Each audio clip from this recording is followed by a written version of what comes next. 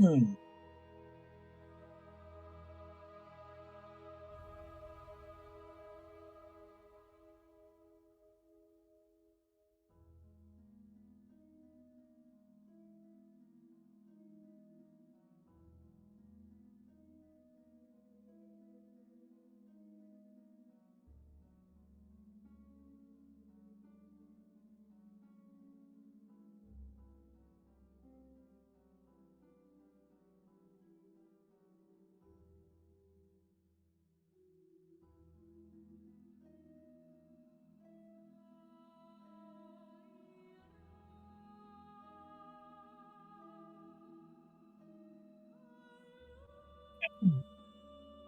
Good to see you all. Mm. I'm excited. I cooked up something nefarious. You wouldn't dare. I can't wait for School Simulator, where we just go to classes and Yeah, Yeah, take exactly. notes. Yeah. It's gonna be hype. It's just Persona 5. You just have to answer a question every now and Oh then. my gosh.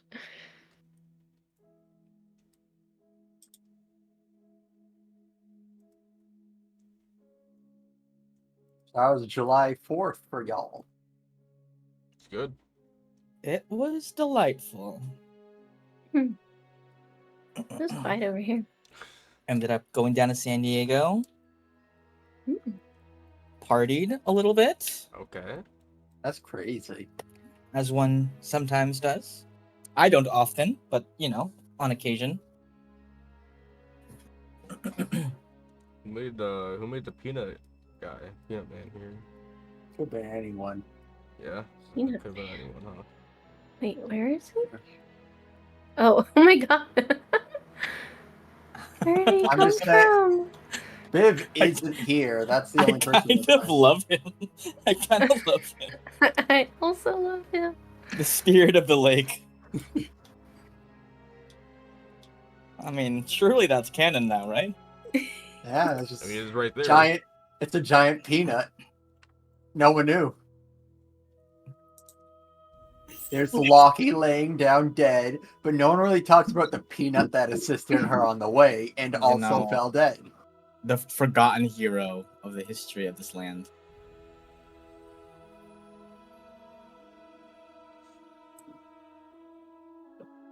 There's like a chunk Don't of know what I water. walked into. Hmm?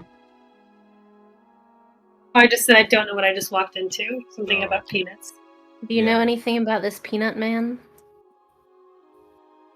Are you talking about the guy with the monocles? Yes.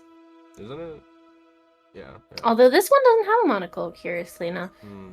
Well, it isn't the Mr. Peanut. You seem to know a Is lot what I about would this. assume. Yeah, you seem to know a lot. You know about that. this. Well, Hmm? you know, I actually have like high religion, and this sort of covers Oh, Mm. yeah. Okay, I see. So Mr. Peanut is a deity, I see. I this. Of see. course, all major corporations are deities in a way. Yikes. Tony the Tiger is one of the strongest. Wait, that would be a cool. If you did like cyber, like clerics and paladins, their deities are Oh, just yeah. corporations that bless them, that give them stuff. Brands. Priests are just ads for them. Like, have you heard? Wait, that's so good, actually. All right, next campaign. Next campaign is cyberpunk themed. I'll be the ultimate chill. See if the brand now that I would worship. Wait, that's actually so sick. I'm like thinking about that now. Okay, looks like we're all here. Hi, everybody. Hello? Hello, hello, hello. Welcome back to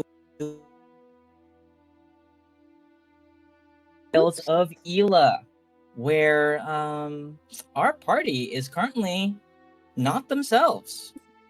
They are entirely different people at the moment, having my mic focus on me. That never works. Even my camera is distracted by the cat butt. It is distracting. Sorry.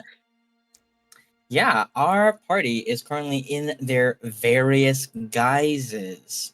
We have, of course, Suma as Hellraiser. We have Ruby as Ram the Rock Gnome. Alok as Wormlock. Complete coincidence. Was not planned. It just kind of happened that way. It wasn't One me. of the world's true mysteries. And of course, our Captain Gallat as Bushel Dowdy. Each of you awake in the Ravenhall dorms. Razor, waking up to high octane metal music ripping from the amplified lutes of the bards, shredding in the early hours of the morning in the Hellraiser dorms. Wormlock, waking to the sound of a slow bloop, bloop, steady dripping of water from the ceiling, slapping onto the dank, grimy floor of your dungeon cell. Uh, Bushel, in this dark, seedy den suffused with smoke, your bed is actually just styled in the fashion of like a leather couch, but it is pretty comfy.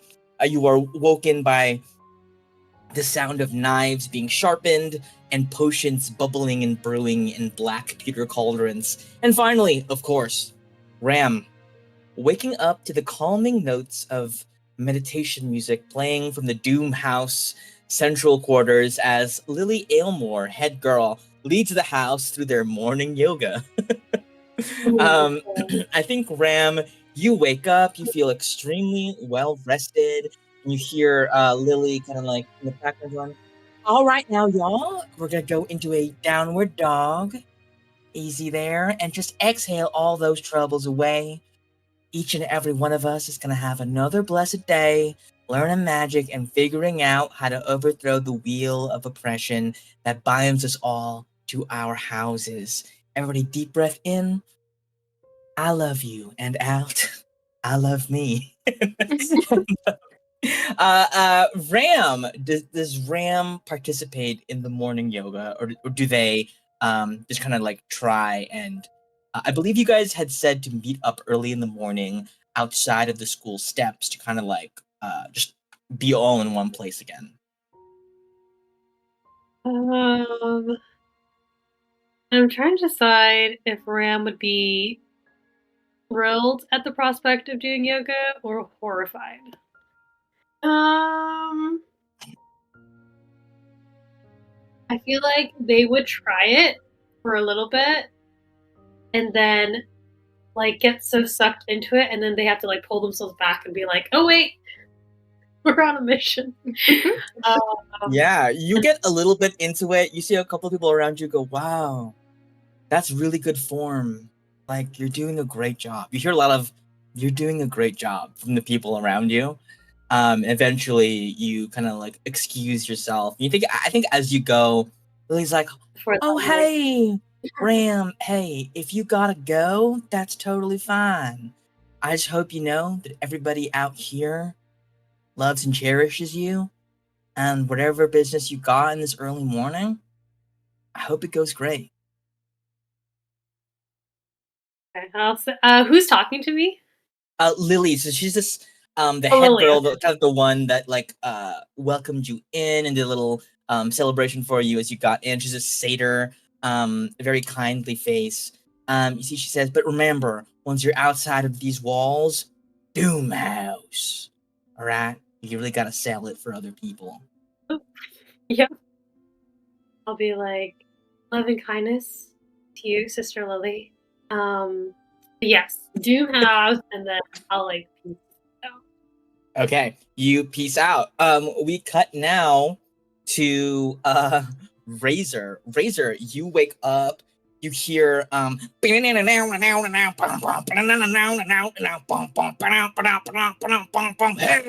stop.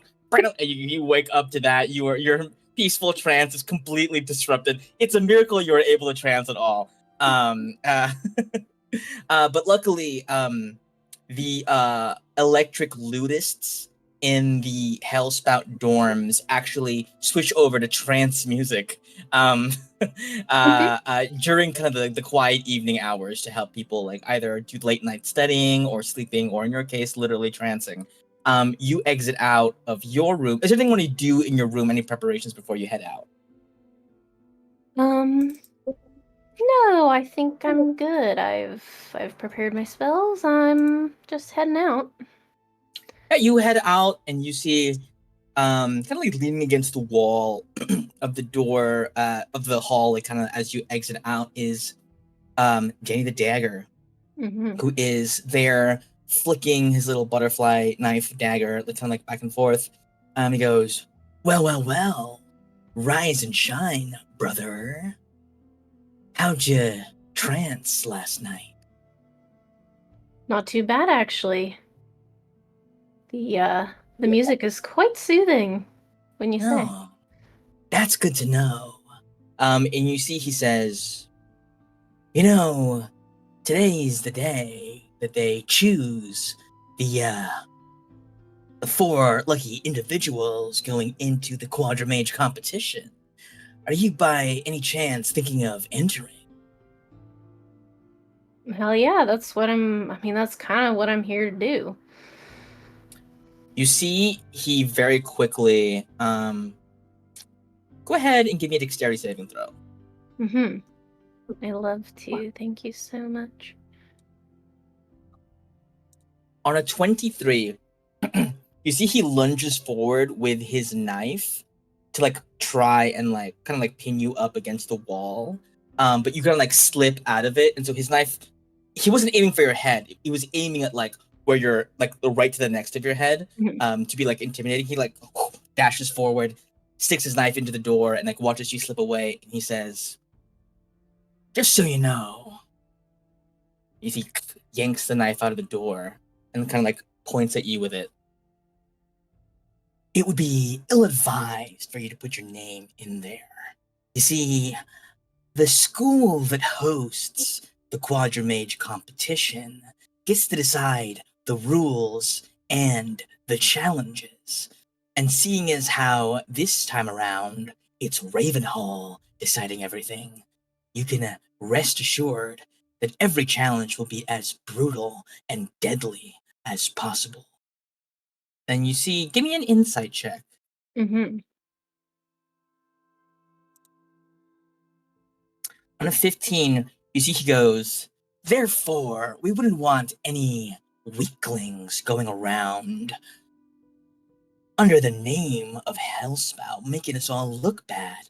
So the word is in the Hellspout dorm that I will be the only one entering a name in from our house, because no one else is worthy of it." On a 15 insight, you see when he says that, this is not a show of bravado. It is in fact him saying, "This is so dangerous. I think anybody who's going to do this is going to get severely injured or perhaps killed." And he's taking a bullet, so to speak.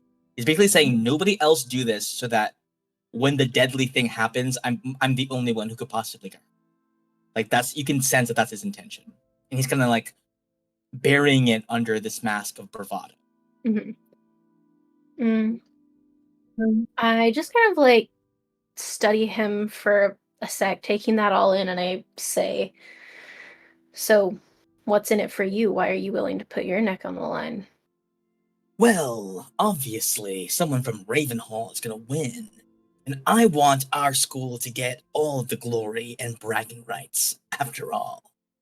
And if anybody else were to do it, well, how could I guarantee that our team will succeed? If I'm there, I can guarantee Hellspout drags the other 3 lame houses across the finish line. You got a lot of school spirit, I'll give you that. Hey, they don't call me Danny the Dagger for no reason.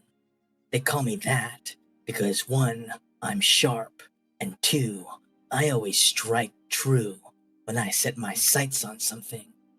With my dagger, and also metaphorically. The dagger is mostly a metaphor, but it's also very real. You see, he like gesturing with his knife. Yes.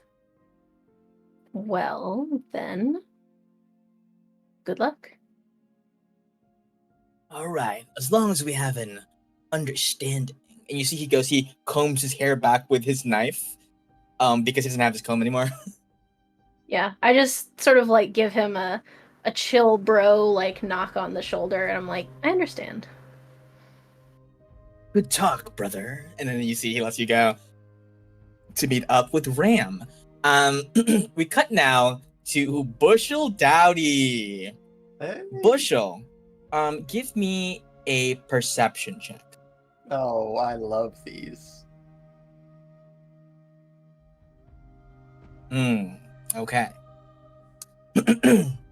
You awake in complete surprise as the moment you open your eyes, unbeknownst to you, there are 4 figures standing above your bed.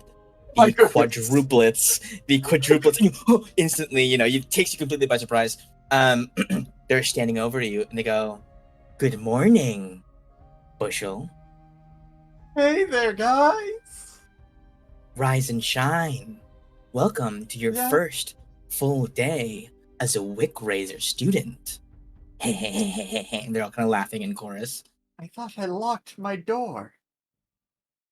You I see, they guess- say, "There's nothing that a little vial of corrosive acid can't cut through with enough time." And you see you look My at lock's your broke. door. You're It's telling me open. It's open, and all of the metal that used to be part of like the doorknob and the like the thing that the doorknob attaches to, all the locks have all been chewed through by acid.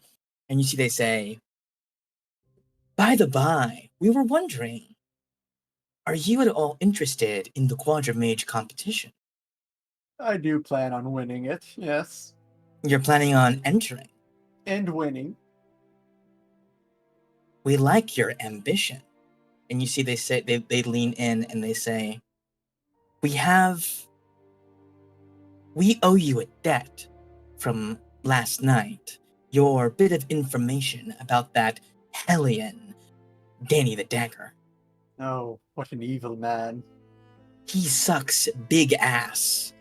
So, we've decided to offer you a little bit of information about the competition. In exchange, you may either retain our offer of assassinating somebody for you, or you may take this information. It pertains to the first stage of the competition. While I do love the possibility of an assassination in the future, I feel like this is more important, what with you burning down my door. So I'll go with info. Info. Wonderful. We'd hoped you'd say that. And you see they say, kind of in unison, we don't actually understand what any of this means, per se, but we passed by Professor Yashira, and she was muttering something to herself about the various enchantments. She apparently, Yesker Yashira herself, was extremely involved in the design and the enchantments that are going to be placed upon these challenges. Of course, this is a lot of powerful magic is being cast in this space, but she kind of was on the team leading like the design of the encounters. We know what the first one is going to be, and Ooh. she said, so I don't know what it means, but she said, the top floor is number 13. Well, that's ominous, but that seems a good start. Question, DM? Yes. So, it's been a bit. I'm sorry. Yeah. But, Yeah, no problem. this whole challenge in general, what is it for?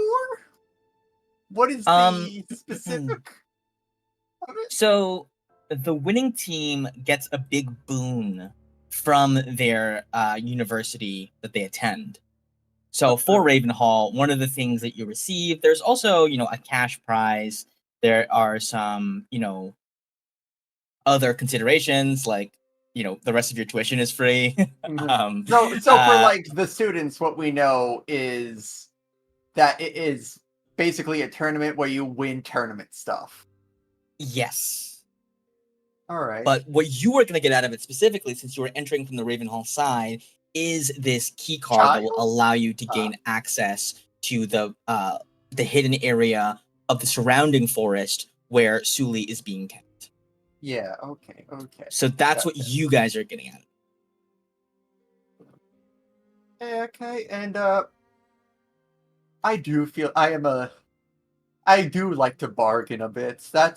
While that is great information, I think I could get a little bit more since, the equivalent of murder and telling me top floor number 13.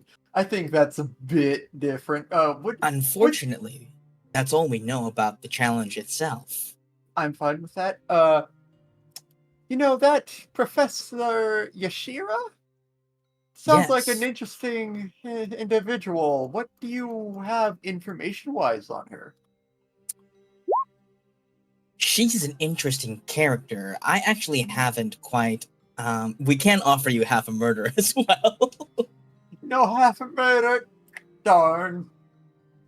Maybe like severe paralysis or Oh? maiming. Oh, okay. I'll go to you for that then, yes. But if Is you there- want information on Professor Yashira, no one actually knows how old she is or what it is she's able to do. She seems to be extremely powerful.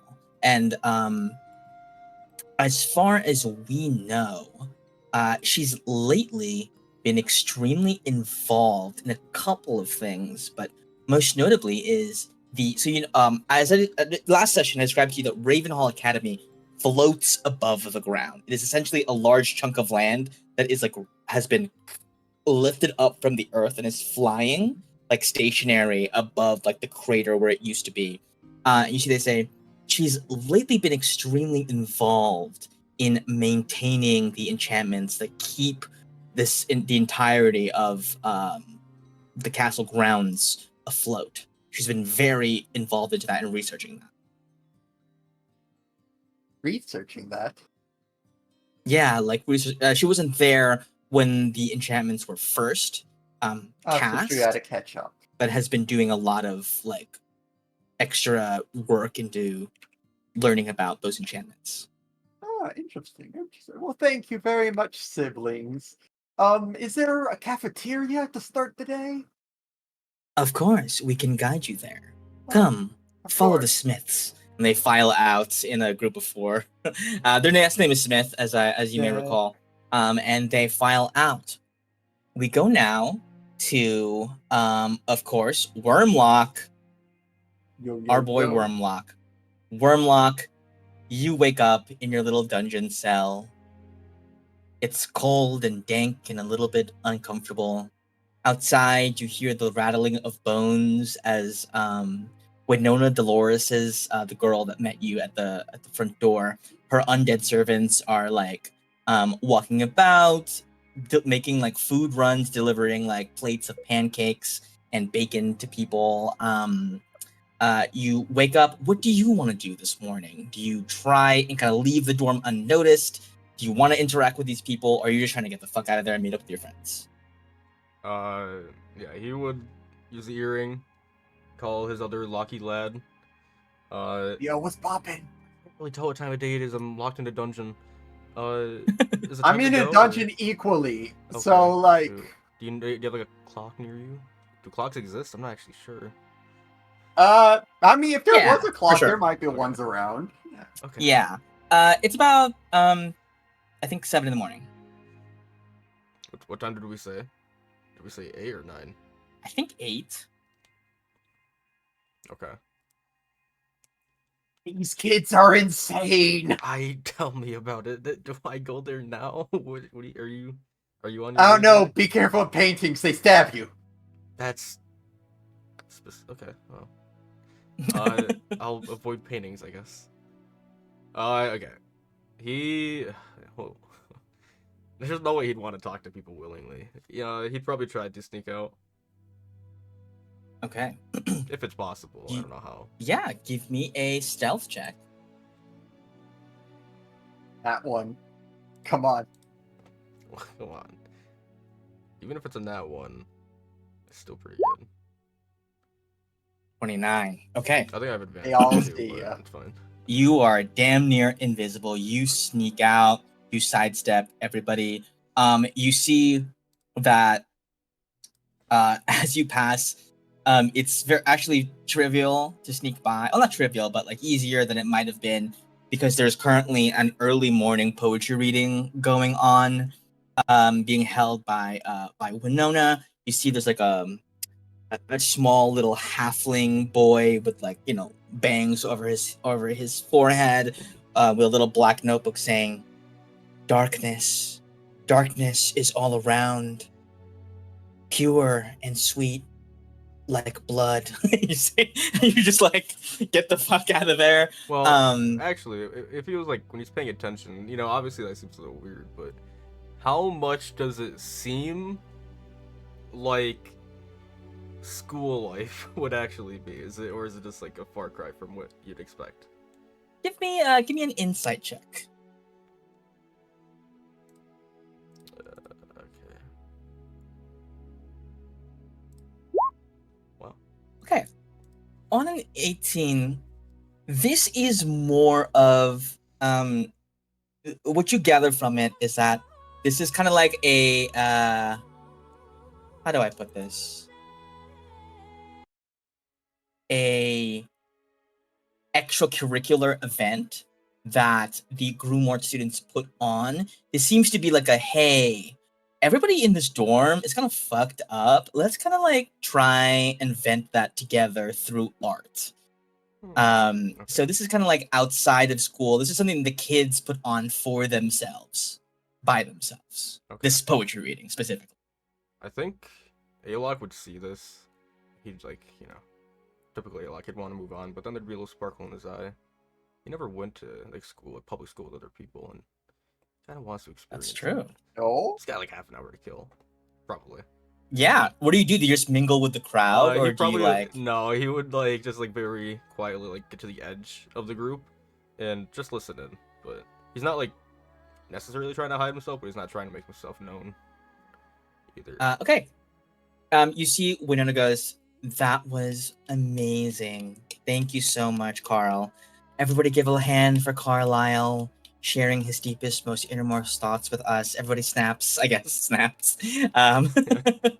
And she says, "I don't seem to see Wormlock in the crowd. Like I definitely would have like loved to hear from him. He's a new student, and of course, participation in the daily poetry reading is completely optional. You don't have to do it if you don't want to. But if our new student is in the crowd, I don't see him at all for some reason. Please feel free to step up and share a few words if you are so inclined. We'll give him a few seconds." Yeah, I don't think Alok wanted to like listen in. I don't think he wants to go talk. He doesn't want to get up in front of a crowd. Yeah, okay. She goes, "Well, that's totally fine. I guess it'll be my turn next." And you see she sits down and like one of her skeletons walks over and hands her her poetry book. It is bright pink, with like old like faded ribbons attached to it. And she begins to read and she goes, "Chains, bars. It seems these days all of life is a prison. Existence is a prison. The self is a prison. And yet, every now and then, a glimmer of sunlight through a barred window, distant, perhaps unreachable, and yet it stirs the dove of hope fluttering in my chest. Thank you." And then she closes her poetry book, snaps go out. And you see, I think the vibe you get from this room is that everybody's very emotionally in this moment. They're really listening. There's like not an air of judgment. There's not an air of like meanness or anything. No one's like, "Oh, so cringe." Everyone's just like, "Damn, it do be like that." Really support group, yeah. Yeah, it's a little bit of a support group kind of happening in the middle of the dungeon. And one by one, you do watch students on an 18 inside that's going to be carrying over to this. You get the sense that a lot of these Groomort kids do carry a lot of like darkness and sadness in their hearts. And they seem kind of universally to like feel a sense of sorrow at their lot in life. Thank God I'm nothing like that. Indeed. And as after you watch that, you head out into and meet up for the meeting. I think everybody else gets there kind of around the same time. Ram, Razor, and Wormlock, except for you, Bushel. Bushel, you go to the cafeteria first, and you see it's this large hall where there's like these, 4 very long tables that everybody's sitting at. You see unseen servants are scurrying about. Some skeletons are walking around. Some like imp familiars and like little eyeball bats kind of fluttering around carrying plates of like, eggs in every which way. The food here all seems to be free and all looks pretty delicious. And you see a little imp appears before you. Hello! What will you be having for breakfast? I'll look to the Smiths. Do they have good food here? Or peasant food? All the food is good here. Alright. In fact, you could say it's to die for. That's worrying.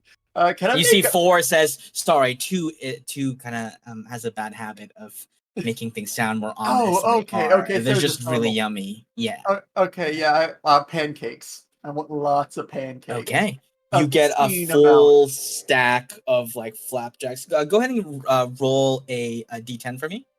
Oh, of course. 10 flapjacks stacked. Yes. Absolutely dripping with sauce, a little square of butter melting on top of it. Half the size of my small gnome or halfling body? Small body. I think you're a halfling, yes. You go ahead, you chow down. Give me a constitution check. On check. You eat all of it. Eat all of it. You're able to like eat the entire 10 stack, and to like the murmured approval and admiration of the people around you. Like, Jesus, that was 10 whole pancakes. People kind of like whispering, like, did you see the new kid? The new kid just ate 10 pancakes. All right, well, this has been wonderful, but my friends are waiting for me. I just wanted food first. They probably all did the same thing. Go ahead and give me a perception check. Perfect.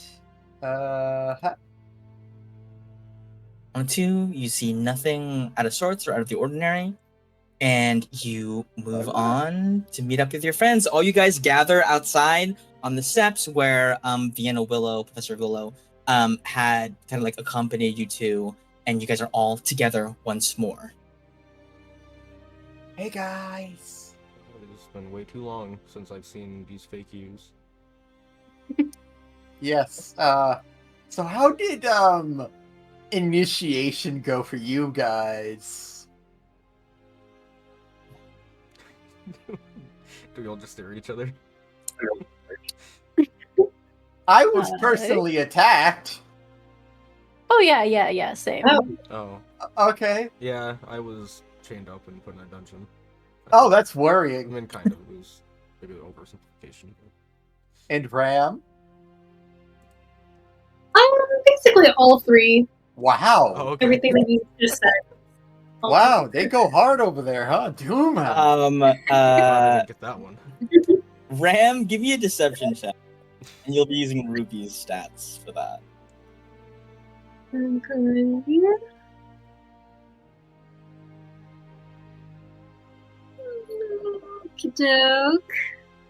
Okay, on a 13, you guys can tell me if that convinces you. If you want to roll an inside check.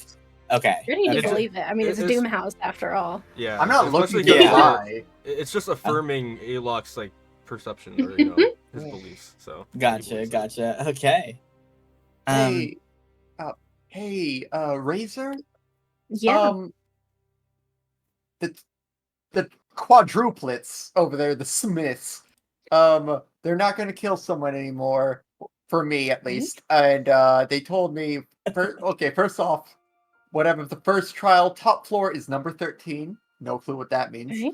And they said that Professor Yashira Mhm. has been extremely involved in maintaining Ravenhall enchantments. And so are you able to like check that out before we skedaddle?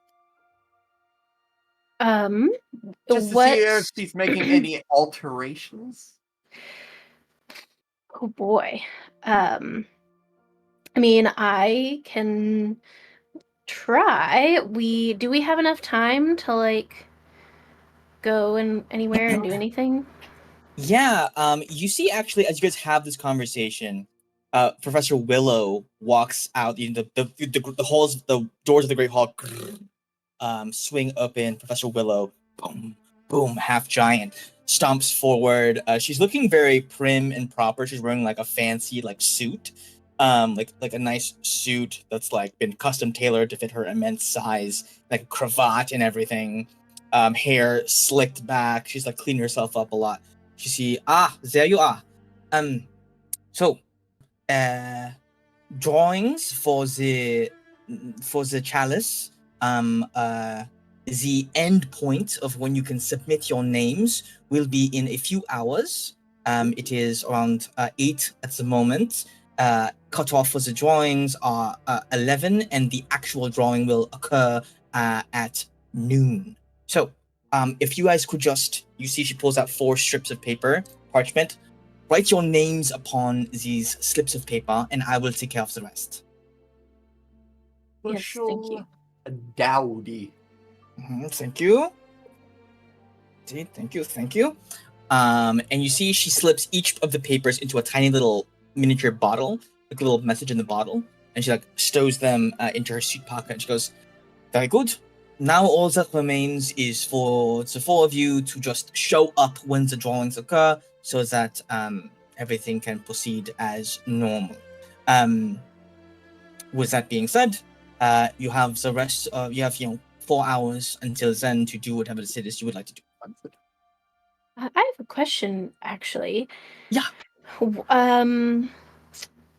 The enchantments that hold the castle aloft, do those have any sort of like nexus points, any particular like areas of the school that those are strongest at, or any devices that the enchantments are put upon?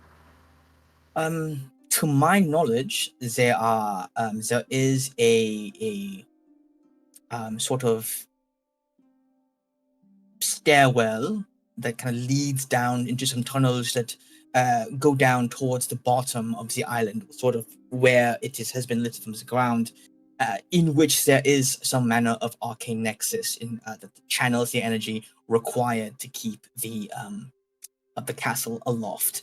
There has actually been much debate in recent years that perhaps it is a waste of arcane energy to be keeping the castle in flight in such a way, and to sort of deactivate this thing so that we can, free up that energy for other things. There's certainly some professors who believe that much arcane energy could perhaps be, diverted towards some of their own experiments and research.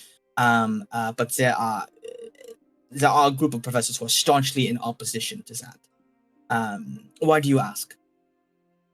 I just heard, I was interested, I heard a rumor that those enchantments were of special interest to Professor Yeska, and obviously Yeah, our interest in her. Genau, yeah. She is and has always been a very ardent supporter of keeping the arcane and energy in use. She does not want the castle to be lowered back down to the ground. In fact, she has been advocating for more and more expansion of the energy, divert more energy towards it. Is that sort of thing. Is that- Unclear why. Her official position is that it is one thing that separates Ravenhall from its opposition, its competition, that we literally tower above them. At least Is that this has been like- her argument. Is this a controversial stance in any way? Does she have support from many people?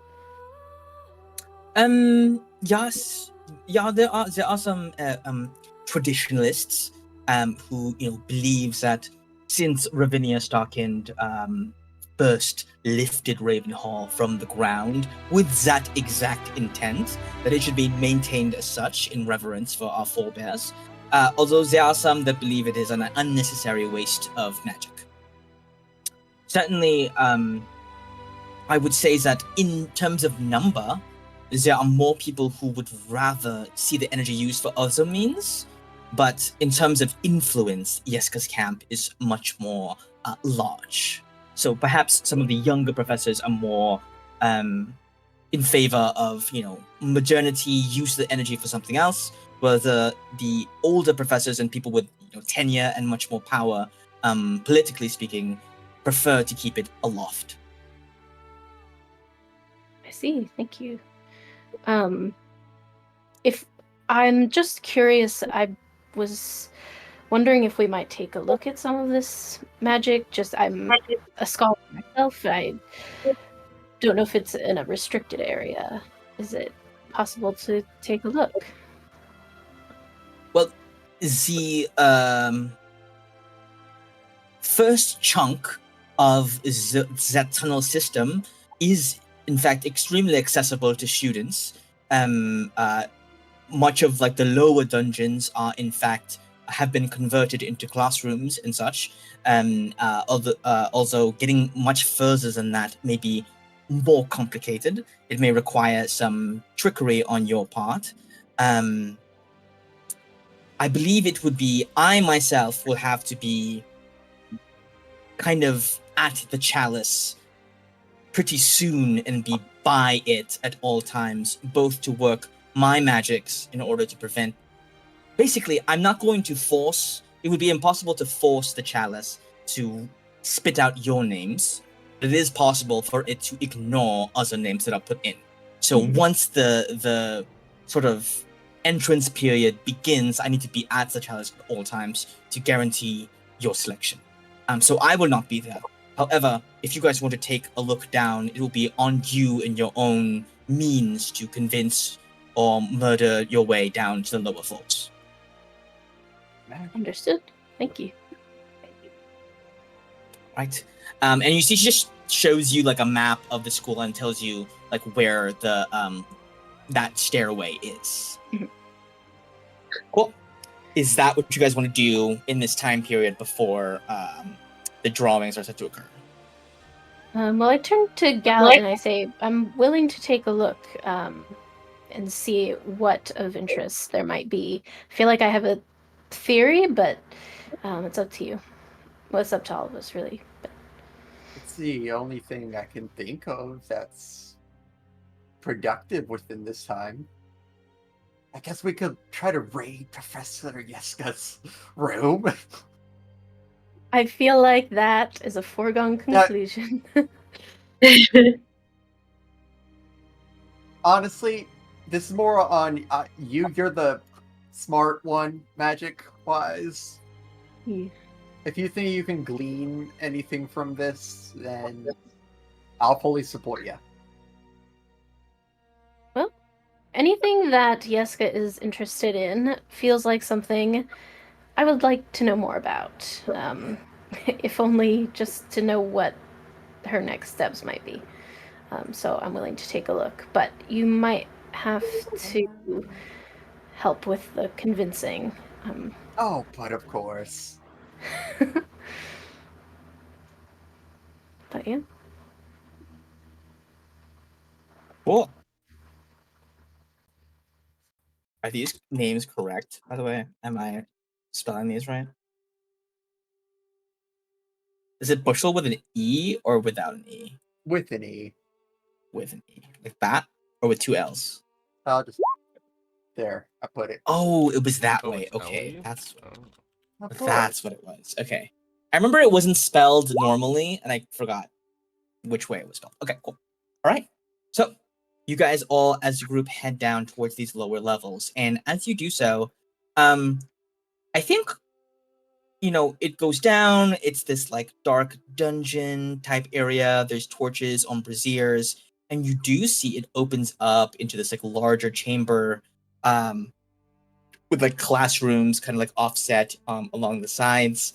I think Alok passing by, you were able to peek your head, and you had this curiosity earlier about like what everyday life is like for these students, and you look in and you do see like a crowd of kids at these like wooden desks, and with a Y. Okay, my bad. I was thinking Motorola. Um, um, you walk by and you can see they're these young students just like leaning back. Some of them are like attempting to snooze. They've cast like a minor illusion of themselves looking awake on top of their like napping faces. You see people like throwing like enchanted paper airplanes that can like fly around that get like zapped out of the air with a firebolt by the professor. And you see this like kids having fun and being kind of normal. That's weird. Yeah. And you see on the door, like the class that's in session is like Evocation 101, or something like that. Alright, where are we going right now, guys? We're going like downstairs or something? We're going downstairs to look at rooms. Pretty much. Just rooms? I guess we can they said there there's classrooms that hold them. So maybe it's smarter to go with the easier stuff and see if there's a pattern as we go deeper that we might have missed otherwise. I don't know how this works. Okay. Yeah, no yes. idea. Anything that's the most accessible for us to just like walk into, preferably an empty classroom if there is one. And Should- start simple and then What's our you know. goal? To find something about Yeska, or? What well she's planning to do, like what Okay. if she's changing or altering things. Yeah. I imagine that she's either wanting to use Ravenhall Academy as a floating fortress, or there's something specific about the enchantments that she's using for her own needs. No. I mean, I would think it would have to do with, the Red Wraiths situation and floating could fly, islands it Well, it seems like wouldn't- she yeah. wants to also end the Red Wraith problem just on her own, right? Yeah, Yeah. and having a giant fortress would be helpful towards that goal. Exactly. So Doesn't even what do touch you guys this think thing. about splitting up and searching for clues? We split the party. Who can read runes other than I'm not gonna lie, I'm Razor? scared to split up in a place like this, and I don't say that a lot, but We should always be scared. I was extremely freaked out when I woke up with all the Smiths just staring at me. They don't blink.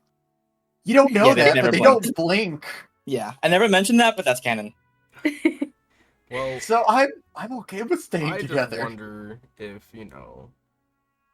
Yeska, she's a teacher here, right? yeah. Yeah, so maybe some of the students might know something. Maybe they've heard some rumors. Maybe we can. All right, you Well, not can, you alone. can I go don't want to on. go alone. I want someone to go. Ram, you can go. You can go too.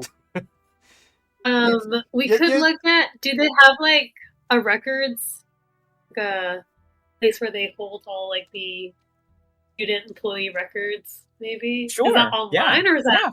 Yeah, there's probably it would be kind of in the cloud, but there would need to be like a place where the servers are, arcane speaking, and that would definitely be down here. This is definitely you get the vibe of this place as like it was originally for a bunch of other things. Like they didn't used to have classrooms here, and they repurposed like maybe just this grand chamber. They built classrooms into it for more space, but like originally this was more administrative stuff. like stuff that they do behind the scenes happens down here in these dungeons, but like the top layer of it was converted into classrooms for as the population expanded. Mhm. So yeah. So we're splitting up into 2 groups, 4 groups. What are we Never doing? failed us before, guys. Another 2 groups. Let's not go too Except for like crazy. Super Dad, I guess it kind of. Yeah. It won't This happen. time It won't happen again. This time I'm with Suma, so this is gonna be fine. Wait, what is Yes, that supposed to mean? I will was say- Sora? I think I have this handled. Okay. I don't know if I like this new confident. Yeah, I feel like it's good for you. I was working on my confidence before. Why are you pointing this out in front of Because everyone? he's Good. Now we both ruined each other's ego. I'll send He's whistle. Fields to be invisible on Alok's shoulder just in case. Oh yeah. Okay. Do we want to keep the earrings on Gallet and Alok? Yeah. I think Seems so, like right? a Makes good sense. plan still. All right, well, good luck and all that. We're going to find the So- real information while you just move about. Isn't that right, Fraser? Oh, Let's that pretend reminds we- me. I'll give Ruby my little iPad. If you We have the iPad? useful, well, I Considering was where we're thinking going. if she finds anything useful on one of these little arcane servers, she could like download it to the iPad, and we could just carry it around. Like. No, you not download anything? Well, Pertaining to I it? can, but we're not looking at computers. We're looking at, and no one's technically looking at a computer, but I don't know what that is, but that's a cool magic term. We're getting into. I assume it's a big crystal. thinking like a hacker. Yeah. Okay, I can keep it. I think I also it's pretty magical, and you're probably the best to use that. I'll keep. I Should I be giving it I to love putting anybody? Bejeweled I don't on think it. So. If we needed a hacker man anything, we can just call up and. Yeah. This is true. All right. Okay, so again, remind me, how many groups? I think 2. 2 groups. Okay, and the split is Dowdy, Uh, Razor, Ram, Rem and Wormlock. Yeah. so okay. So Wormlock and Ram, and then Dowdy and Razor are together. Yes. Okay. So, Bushel and Razor, you guys are looking for like any type of runic information anywhere around here, Yes. and the other 2 are looking for like a server room type thing. Well, is that what you were thinking? Well, we can do that too. I wanted to like try to get some rumors from the students. Okay. Oh, like go to we like can split our cafeteria party. or something? No, I'm kidding. We Wow. we can do both. Maybe like as we're going around, or we'll figure it out. Okay. Then let's start with Ram and Wormlock. You guys walk around. So you guys, so looking for rumors. There's certainly like the classes are not so rigidly structured in such a way where they all begin at like 8 and they all get out in an hour. Some of them are like offset, like get off at like 8:30. That kind of thing. Where there are students kind of like going around the halls. What do you do to try and figure out some rumors? Do you try to talk to somebody, or are you just trying to eavesdrop, hoping that they happen to be discussing something relevant? Hey, Ram. I'm gonna call you the wrong Yes, name a lot. Wormlock. Now I feel like Doomhouse is gonna be the hardest group to get any info from because they seem super hardcore and just awful people, and so I'm guessing we probably want to avoid them. Which house do you think we should try to find this info from? I feel like maybe not Wickrazer because they're up here in the cunning, and they might see it through Right. our eyes. We don't want Grumor. What those if we guys went- kind of scare me. They're weird. What if we go to where the jocks are? I know it's a stereotype. Wow. I've heard that jocks are not necessarily the most cunning. That's so, fair. Do you think that we we could could- chill with the jocks? Sure. I've never been shoved in a locker before. I really don't want to start now, but I mean, I'm willing to do that if you want to say that you've had that experience. I don't actually, but we can just go talk around, I guess. But I think we should just specifically avoid Doomhouse and Wick Racer because they're gonna be hard to get through. Doomhouse, I might be able to. I might have some sway if Oh, you're okay. not with me, like next That's to me. interesting. Okay. But it's possible. Very hardcore I could group. I see it. Yeah. crack a few shells. But yeah, if we want to go where the jocks are, we could go to what's that sport again? Oh, Squiggle Ball. Okay. We I could think go. we should take a step back from saying the word jocks. Everyone here just seems to be giant nerds. Like even like the jerks seem to be just big nerds, just being jerks. You know. So I don't think there's really any big jocks. They use magic. They're not like a lot that strong. Yeah, I'll follow your lead. And I'm sure you have a better read on these people than I do. Actually, I mean, yeah, probably it's probably true. Okay. Yeah, we can go to like a squiggle ball locker room, maybe. Maybe we could like You think they'll let us in? eat in one. Can we just like? Is there like a what's it called? Like a. It's not like a league, but like you play just for fun. Intramural. Is there an intramural? Oh, the I am Squiggle Ball.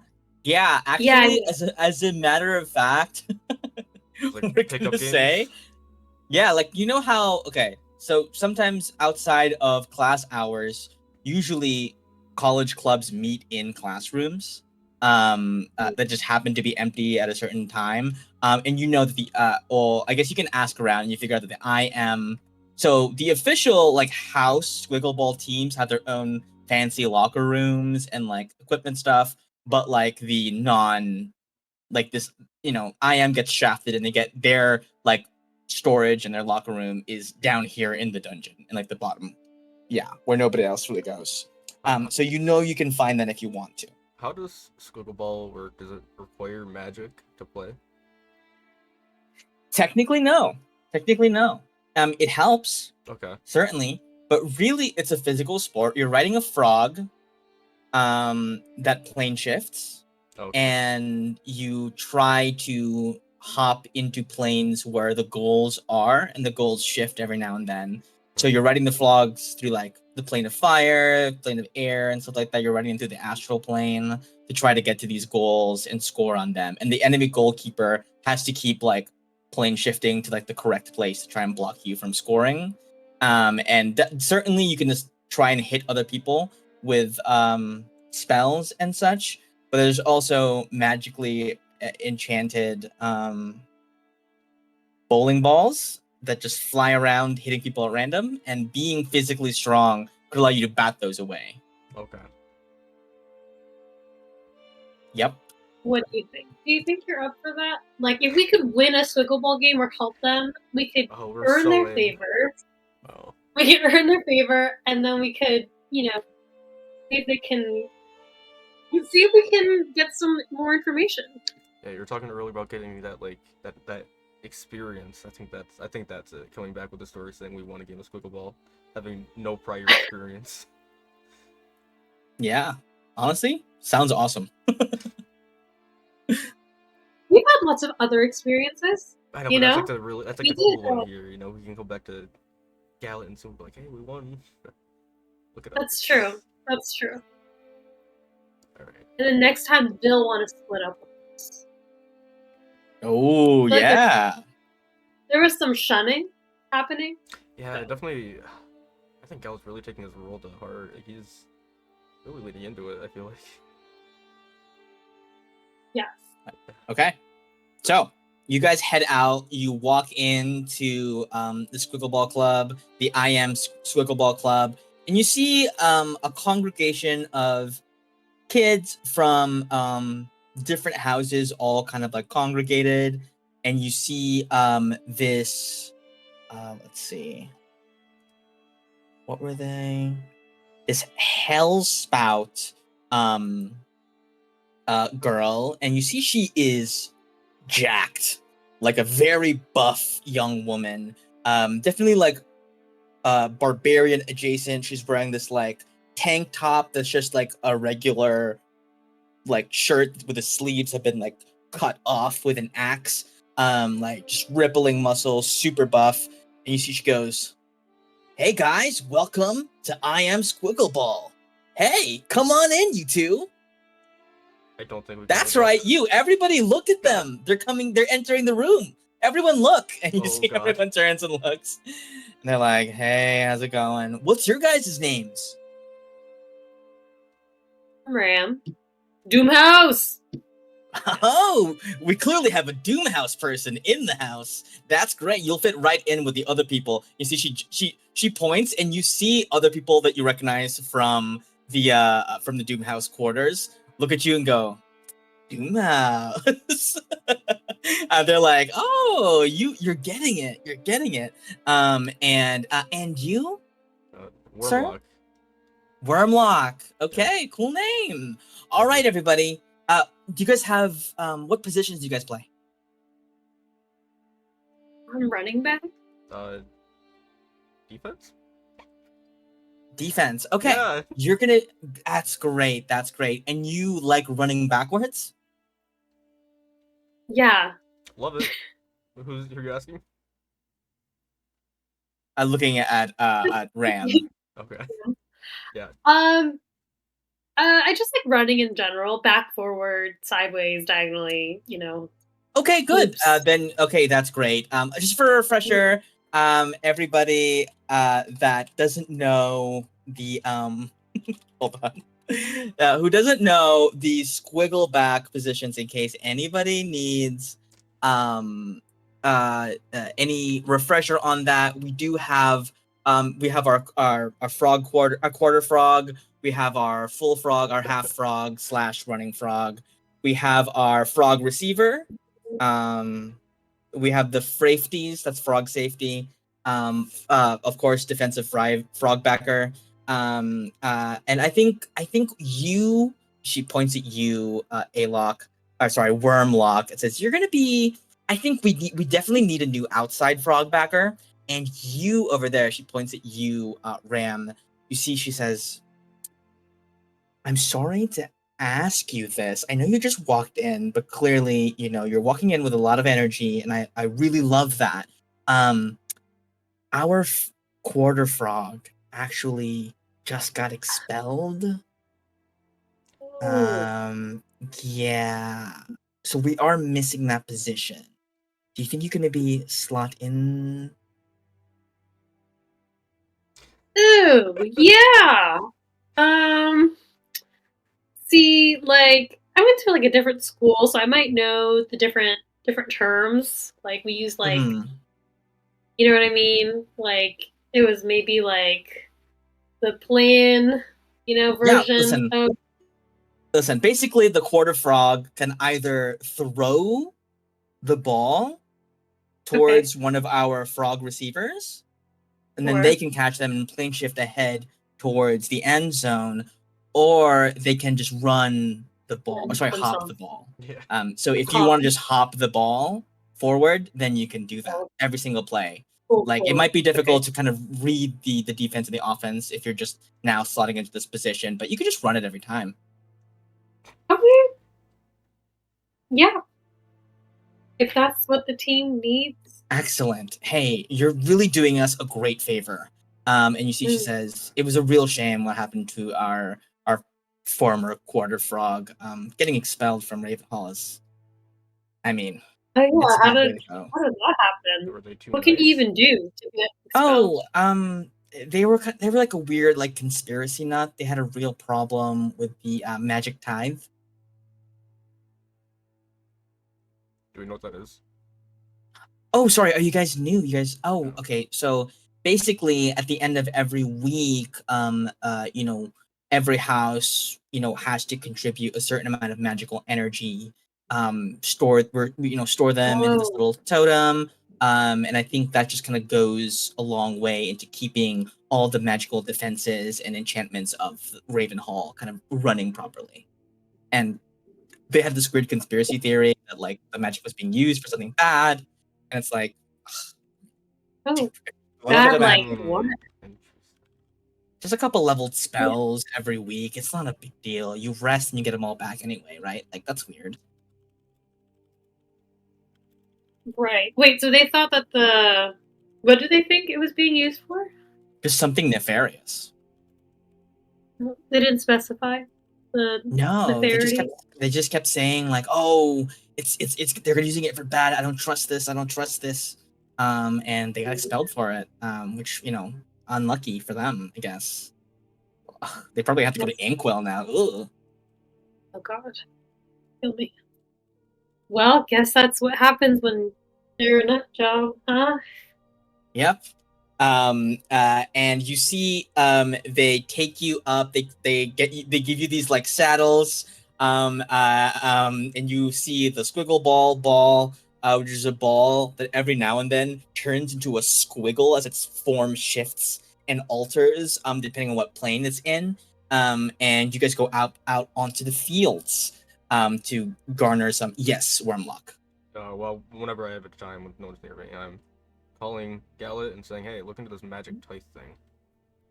Just letting him know. Magic type thing. I say Yeah. the razor. And I say basically Okay. what we were told, what they say Okay. it is, and what the Perfect. conspiracy theorist thinks it is. Okay, perfect. Excellent. Okay. We cut now to Bushel and Razor. You guys are looking for some kind of like runes or anything like of that nature, yes? Yes. Okay. You go further down.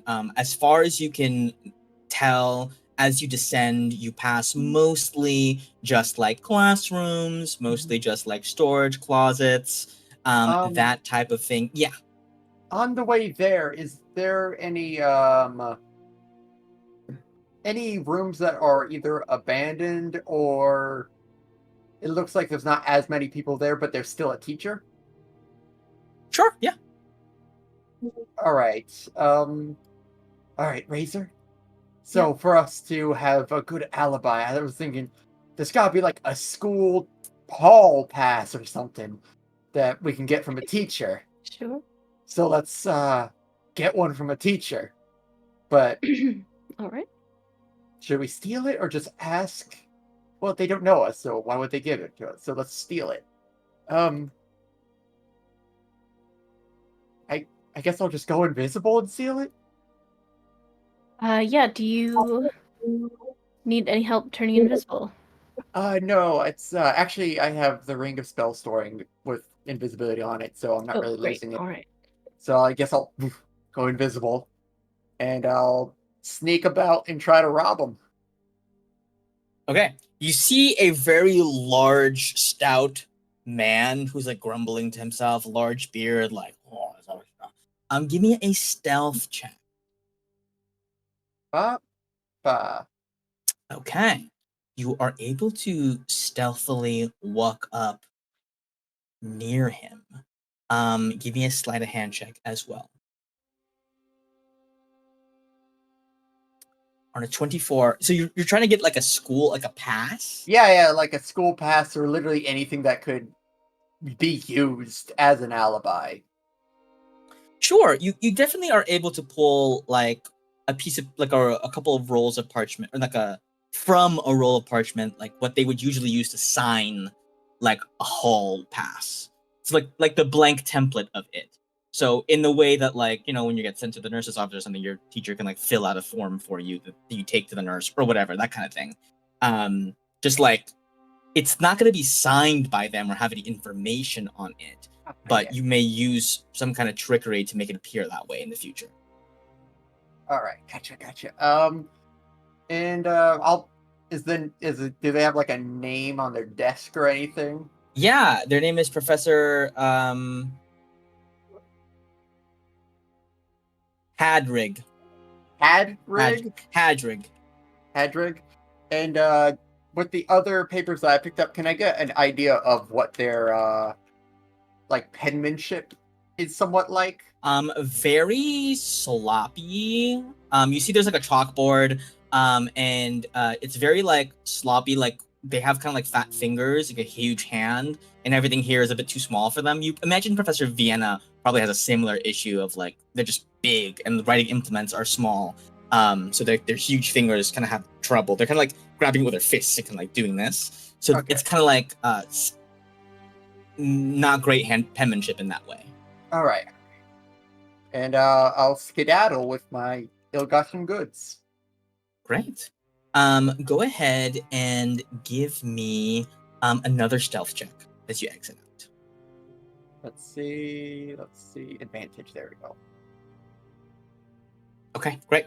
You are able to skedaddle on out of there.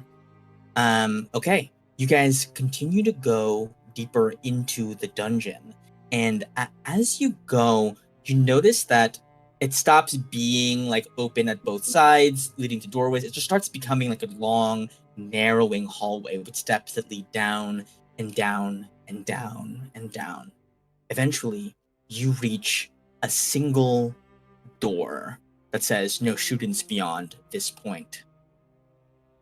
There is no handle upon it. It's just like a blank door Uh-oh. with like a sign. Razor? Yeah.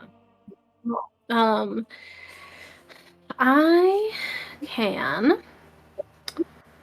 can detect magic on this door. There we go. Yeah, I will do that.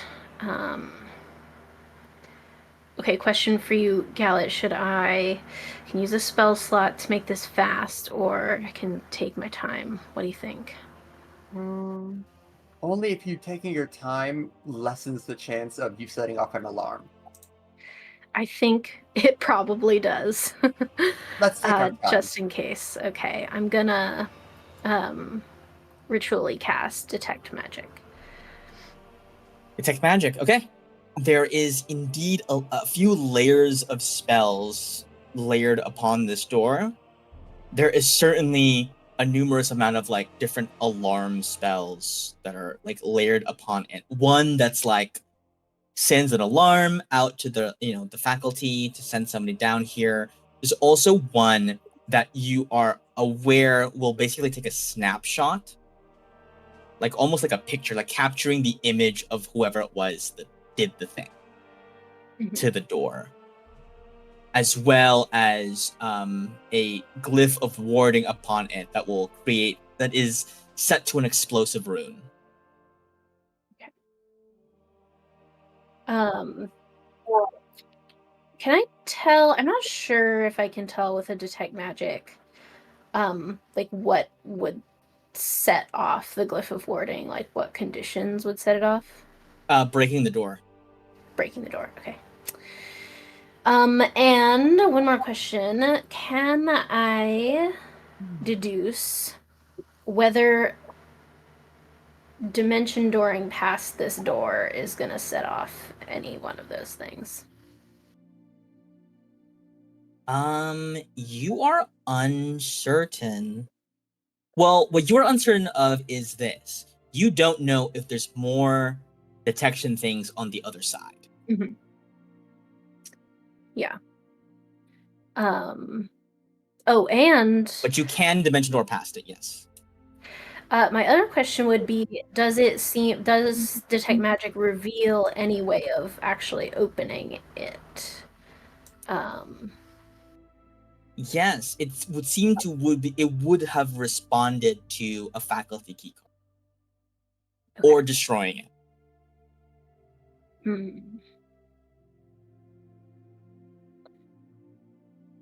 I wonder if it would respond to either the hall pass that you got, Bushel, or I might be able to fake a key card with my little slate. Well, we can try the easy one first. Why don't you go ahead and sign that? Nah. Okay. You fake a little signature. It does not seem to take effect.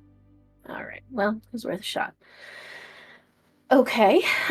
With the password that Vienna gave me, I'm gonna try to see if I can rustle up any sort of faculty permissions. Go ahead and give me an Arcana check. You got this. You got this. Please, oh God. We believe in you. No, why is it An so 11. bad? Gallet, I'll give you the Yeah, opportunity to think of something to do to give Suma the help, Razor the help action. Okay, so it's not just me think. So what specifically are you doing?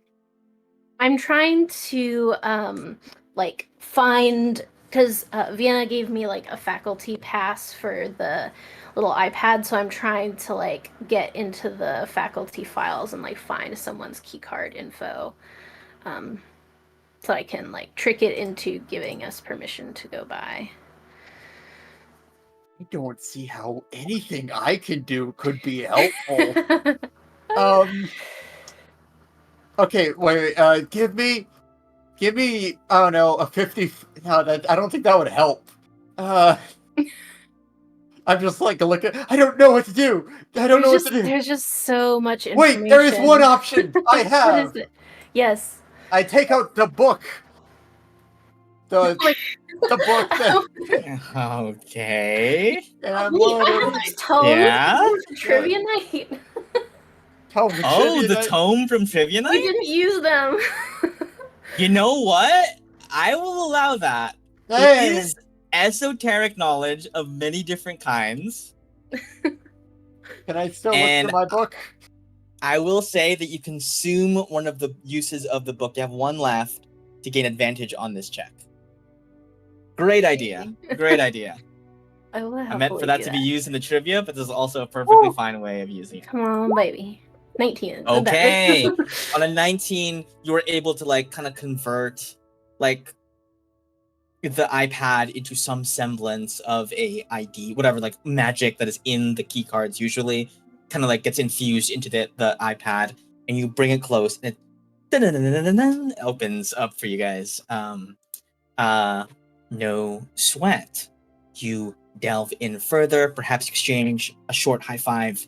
You enter down, and you guys see it's interesting because around this time, Gallet, you hear Alok's voice over the earring say something about investigate the magical tithe and giving you that information. As you guys walk down, you see like almost like arcane contraptions. It puts you to mind of Rotwood's lab.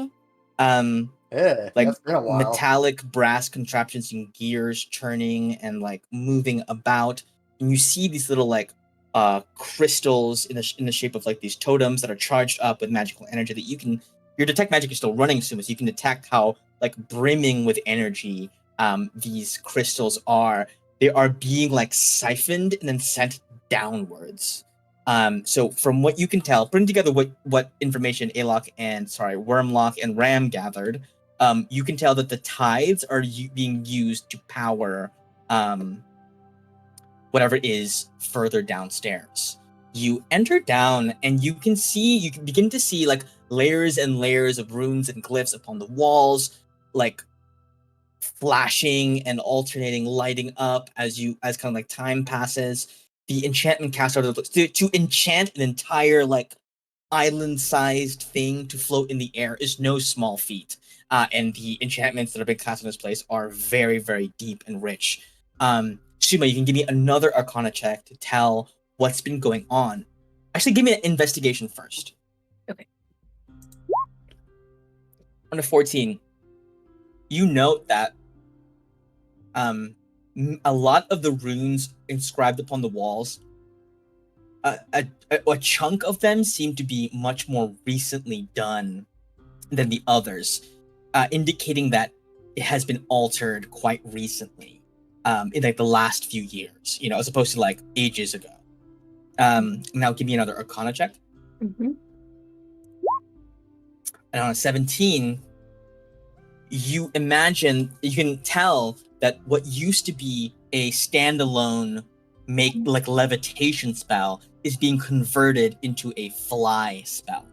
Essentially, giving the island the ability to move from this place and not just be anchored to this one point.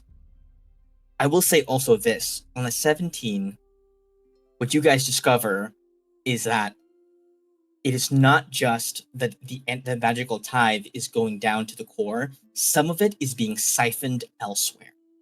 Ooh. I wanna try to trace that. If there's any indication of like a trail I could follow. Sure. On a 17, you guys walk deeper and deeper. However, you begin to hear noises down the hallway as if people are like kind of like about to leave out from break. The people who are like in charge of maintaining this and such, like you hear the people are emerging. You do, however, I want you to give me one last Arcana check. And this one's for all the beans.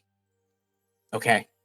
On a 15, you can trace like the lines, like the ley lines of energy that are pulsing outwards. The majority of them are leading down, but you would say like maybe 40% of it is leading upwards and outwards. And you see at the very edges of them, there is some sort of strange amethyst like crystal that they're being channeled into. And then the crystal, the amethyst, like glows as it receives the energy, and then fades as it is teleporting the energy somewhere else. On a 15, the last time you saw amethyst crystals of this type of nature is in the little uncovered chamber in the Sunrise Isle, the one that eventually led to that area with the obsidian spiral staircase leading down and fake hologram Simon at the bottom. When you had crossed over into that domain, there was a brief moment where you were in this like kind of cavern with like amethyst like crystals, and these like fairy lights would like dance upon you, like these dancing lights. That's the last time you saw these kinds of crystals. And I think quickly as the people emerge, you guys are able to duck out of the way and go back the way you came. Okay? All right. Now we go to Squiggle Ball. We go to Squiggle Ball. Let's see. How do I clear the queue? Excellent. And let's play. Let's do this one. You guys take the stage to Squiggle Ball Field. You see there's another, like the club is basically just cut in half. One side here, one side there. This is a nice friendly scrimmage. You guys are led over to a fleet of frogs. They are big, they're very cute and a little bit slimy, kind of like blank-eyed and very cute, riveting, hopping up and down. You guys strap your saddles on the frogs, and you watch actually as Feels, who had been invisible on top of Alok's shoulder, kind of goes, "Hey guys, these are some cool frogs. Are you guys like trying to make friends with these frogs?" Yeah, boys, please. Yeah, absolutely. I don't know if you remember this because it was ages ago, but I did come from an emperor frog. And you see Feels floats up in front of the frogs, and she goes, "Obey, bay, bay." And the frogs go, the frogs all take a knee.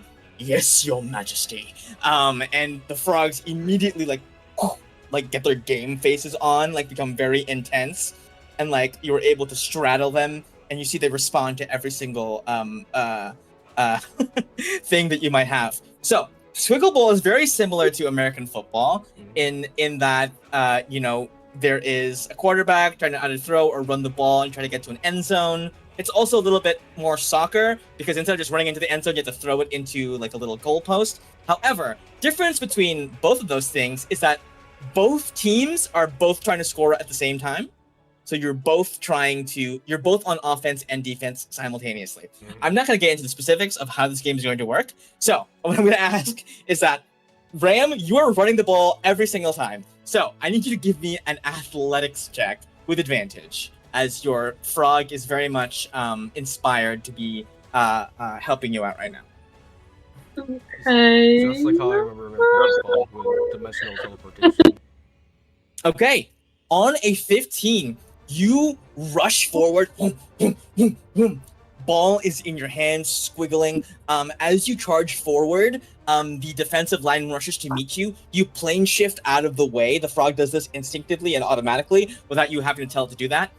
The squiggle ball turns into a ball of fire under your arm, but it does not harm you as you teleport into the plane of fire, jump across like bursting rocks, like with like magma ingrained into them. You leap back and forth, plane shift out of the way of another frog leaping out to tackle you. Plane of air, you ride the winds all the way over, plane shift back into the normal field, end zone in reach. Give me another athletics check with advantage as you attempt to whip the ball through the post. Another 15.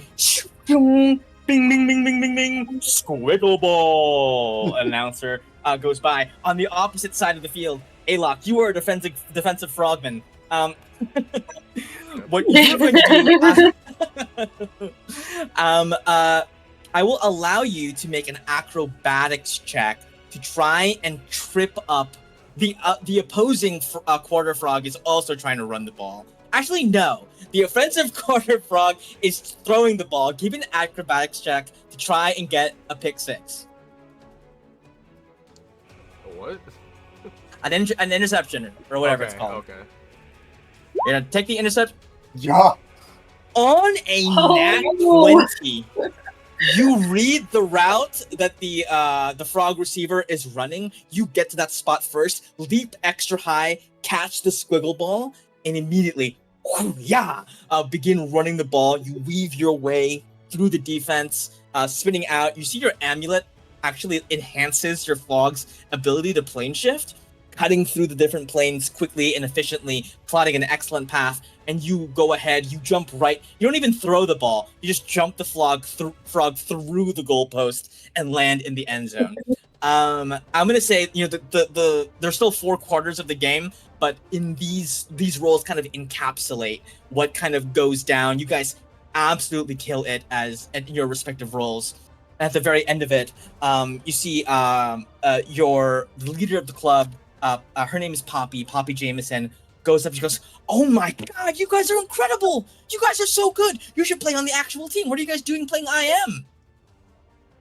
Well, Too competitive. yeah. Well, we like it for the sport. Hey, you guys, everybody's like super jazzed and excited. We're all like so pumped to have gotten the chance to play with you guys. Look at everybody. Everyone's like, "Yay! Squiggle ball!" Everyone's like really happy and cheering. And you see, she says, "Is there anything I can do in return for you guys? Like, there's not much I have to offer in terms of money or anything like that, because tuition. But like seriously, you guys have done so much for us, just inspiring us. Those moves you guys did, like we're all writing those down. You know what I mean?"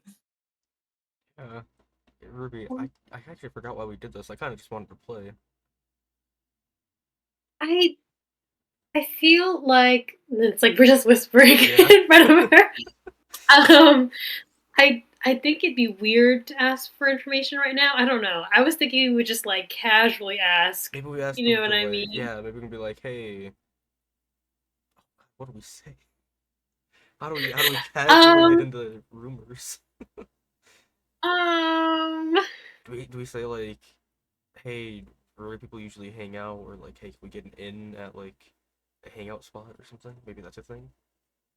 Sure, we could just say let's all hang out wherever we hang out. Yeah, So That's that sounds good. Yeah.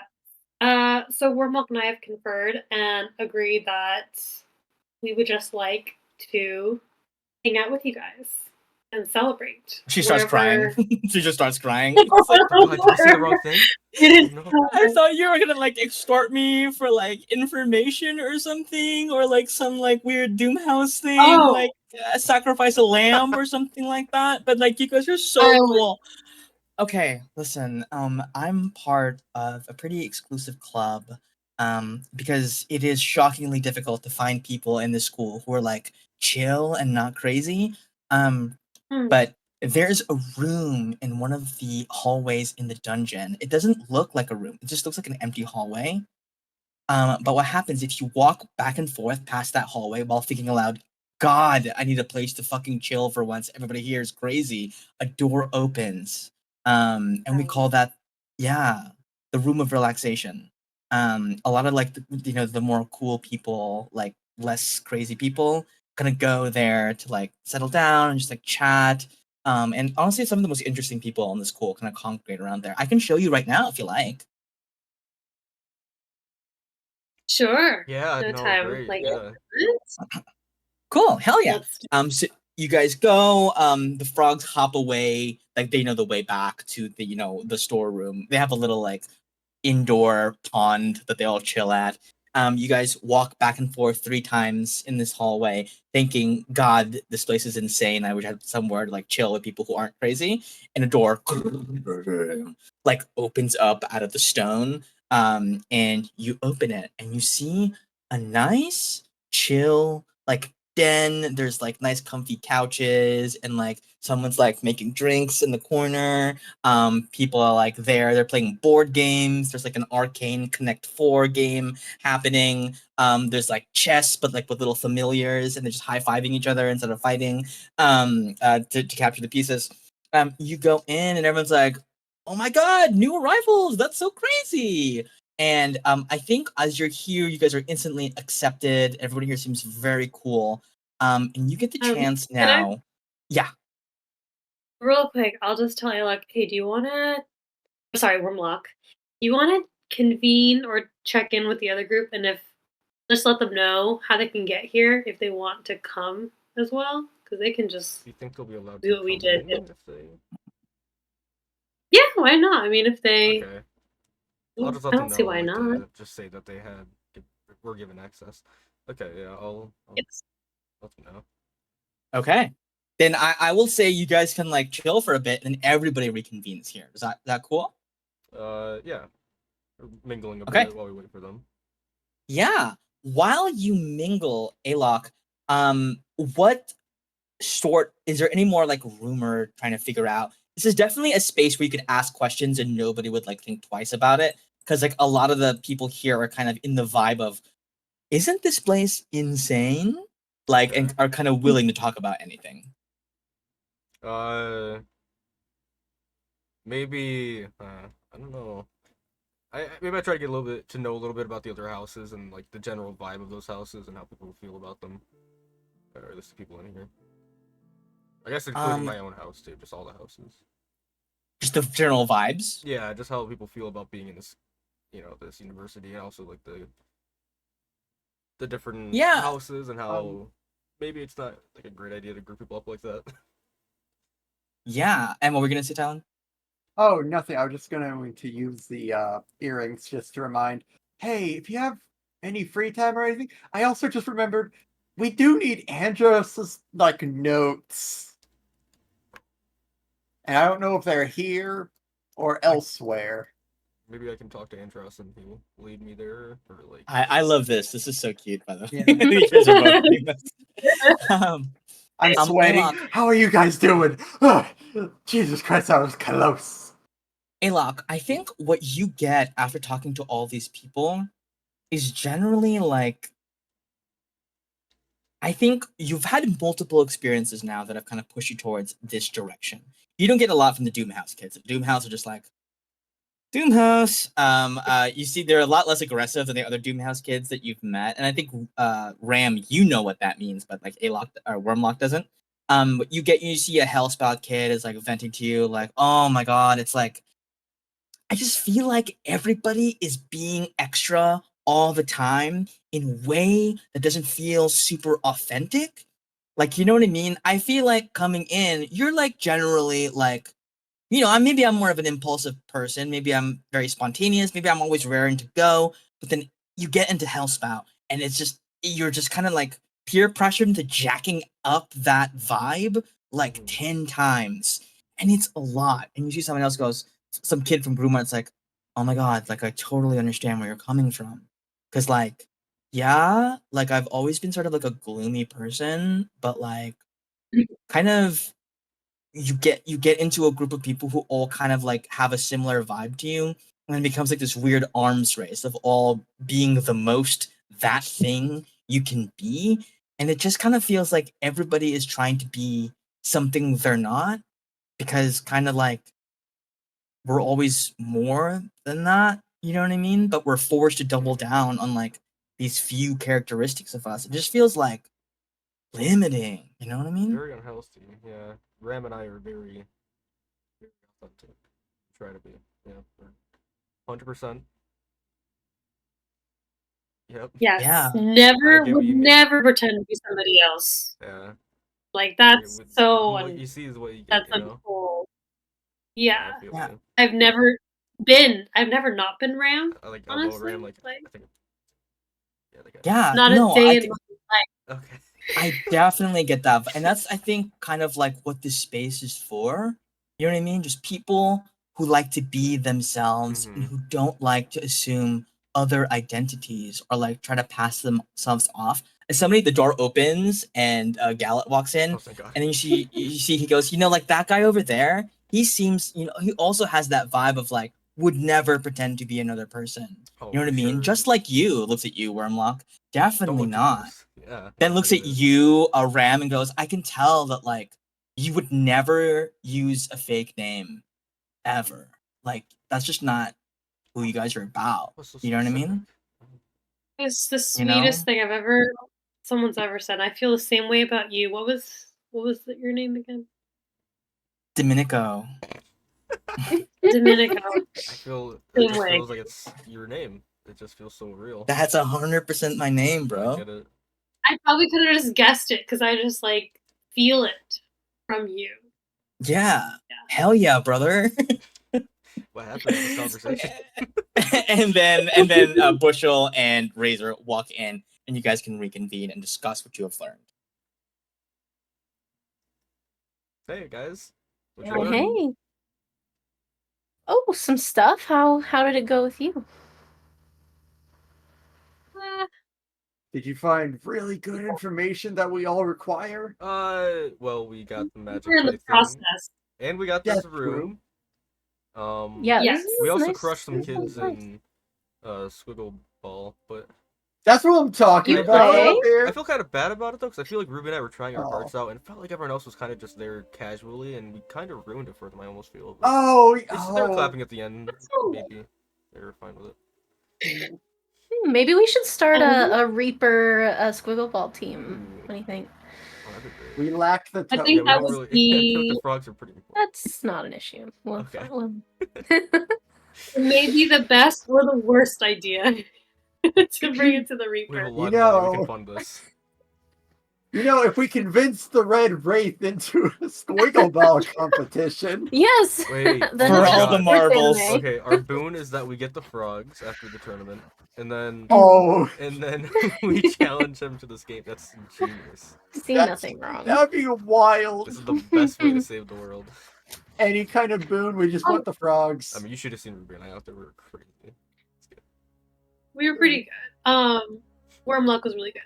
Actually, Feels helped us out because all the other frogs what?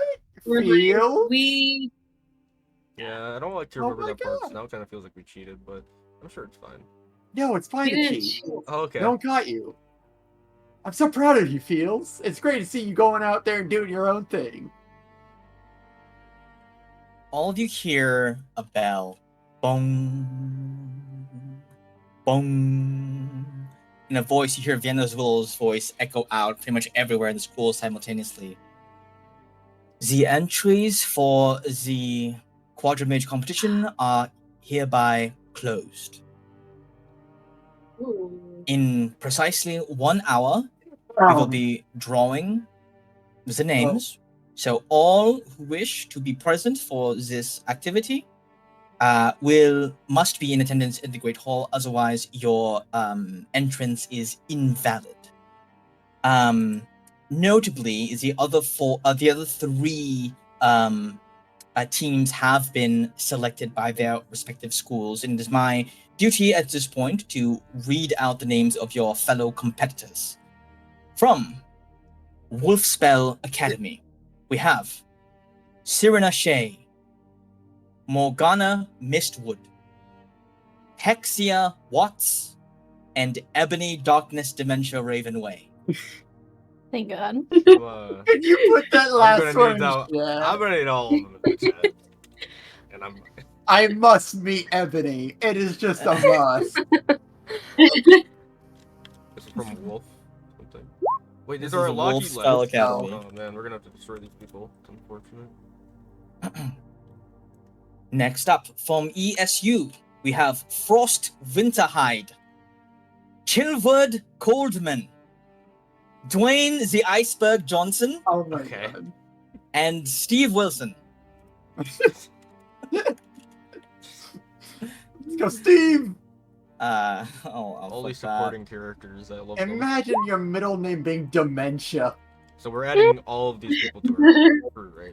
So these guys are all gonna No, be. We're all learning about them. Like this Watch is out for gonna be Steve. Get bad vibes from great. that. Hey, Steve's gotta be scary if he's rolling with the ice crew. We don't even know what Steve does. Oh, and finally, Exactly. we have from the Inkwell team, from Strickfin House, Brett Dango. From Razbilin House, Cy Mar. From Umblestorff House, Lickety Split. And from Pinkle's house, Matsu Wellink. Yep. There Oh my Yay. god, what is this? Oh man. We're gonna crush that guy. Yeah, we were gonna. Yeah. Poor No. Simon. He's never gonna recover. Wait, what? What's they're supposed to? Oh, okay. Brett Right. Dango. Well, Give him a personal mission to squash him. Sumo, you Now might that be we obligated have to give that- Simon a free win. No, we're obligated to give Lickety Split a free win. I don't Not think Simon would lickety want a split. free win, honestly. I feel like he has more honor than that. Thanks, the quality of the names just keep getting worse. Better, you mean? Right. Fine. So, prospective Ravenhall students wishing to enter into the tournament, I look forward to see you all and to see which fortunate 4 of you will have the honor of representing our distinguished academy at the Quadmage competition. Reminder: the first stage of the competition begins tonight, 8 p.m. sharp, on the Squiggable fields. That will be all.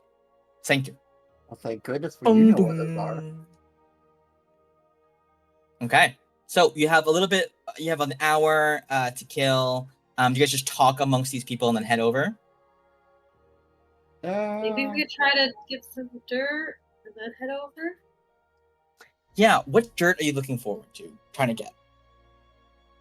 I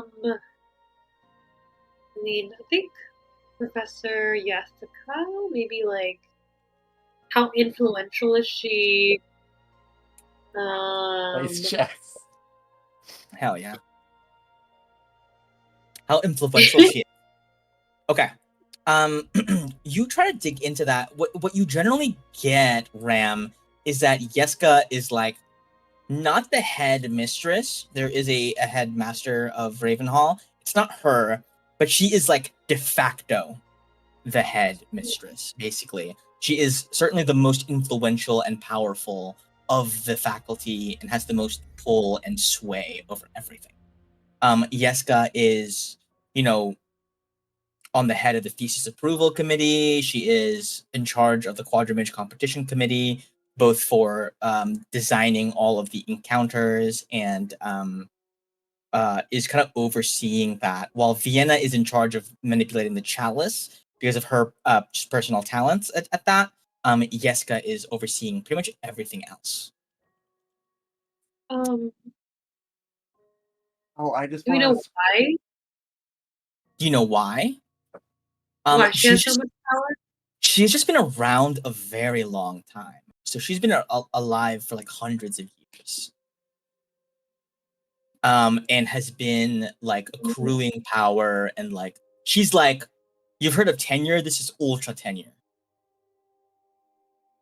She's like worked her way up. Like pretty much everybody who has been there for a long time has even the eldest of the people there would look to her as like, she would have seniority over everyone, basically, and is in her own respect a very powerful and accomplished mage.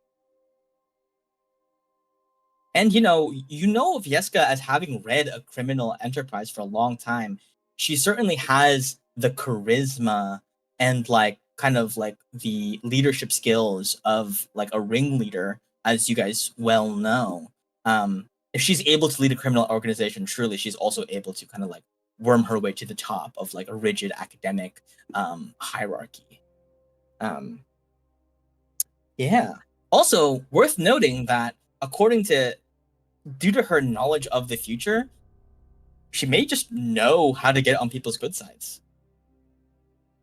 If she's seen glimpses of them, knows like, oh, this person really likes this thing. I can use that to my advantage to, like you'll say, I think the students will describe to you, yeah, pretty much, a lot of the professors receive like a little gift from her every month and like they all love her. Aside from like the younger professors who just kind of got in and don't like have that connection with her yet, a lot of the professors do. So it's ruling by love, not by fear. People actually like her. Knowing her, you imagine it's a mix of both. The people she can get through love, she'll get through love. The people she can't, she'll get through fear. Okay. And you were going to ask something, Tylen, I think? Oh no, I just want the way I wish to talk with everyone, but I wanted to start a rumor going that Yeska has gastrointestinal issues and she has to use illusion magic to hide the smell. Okay, give me a persuasion check.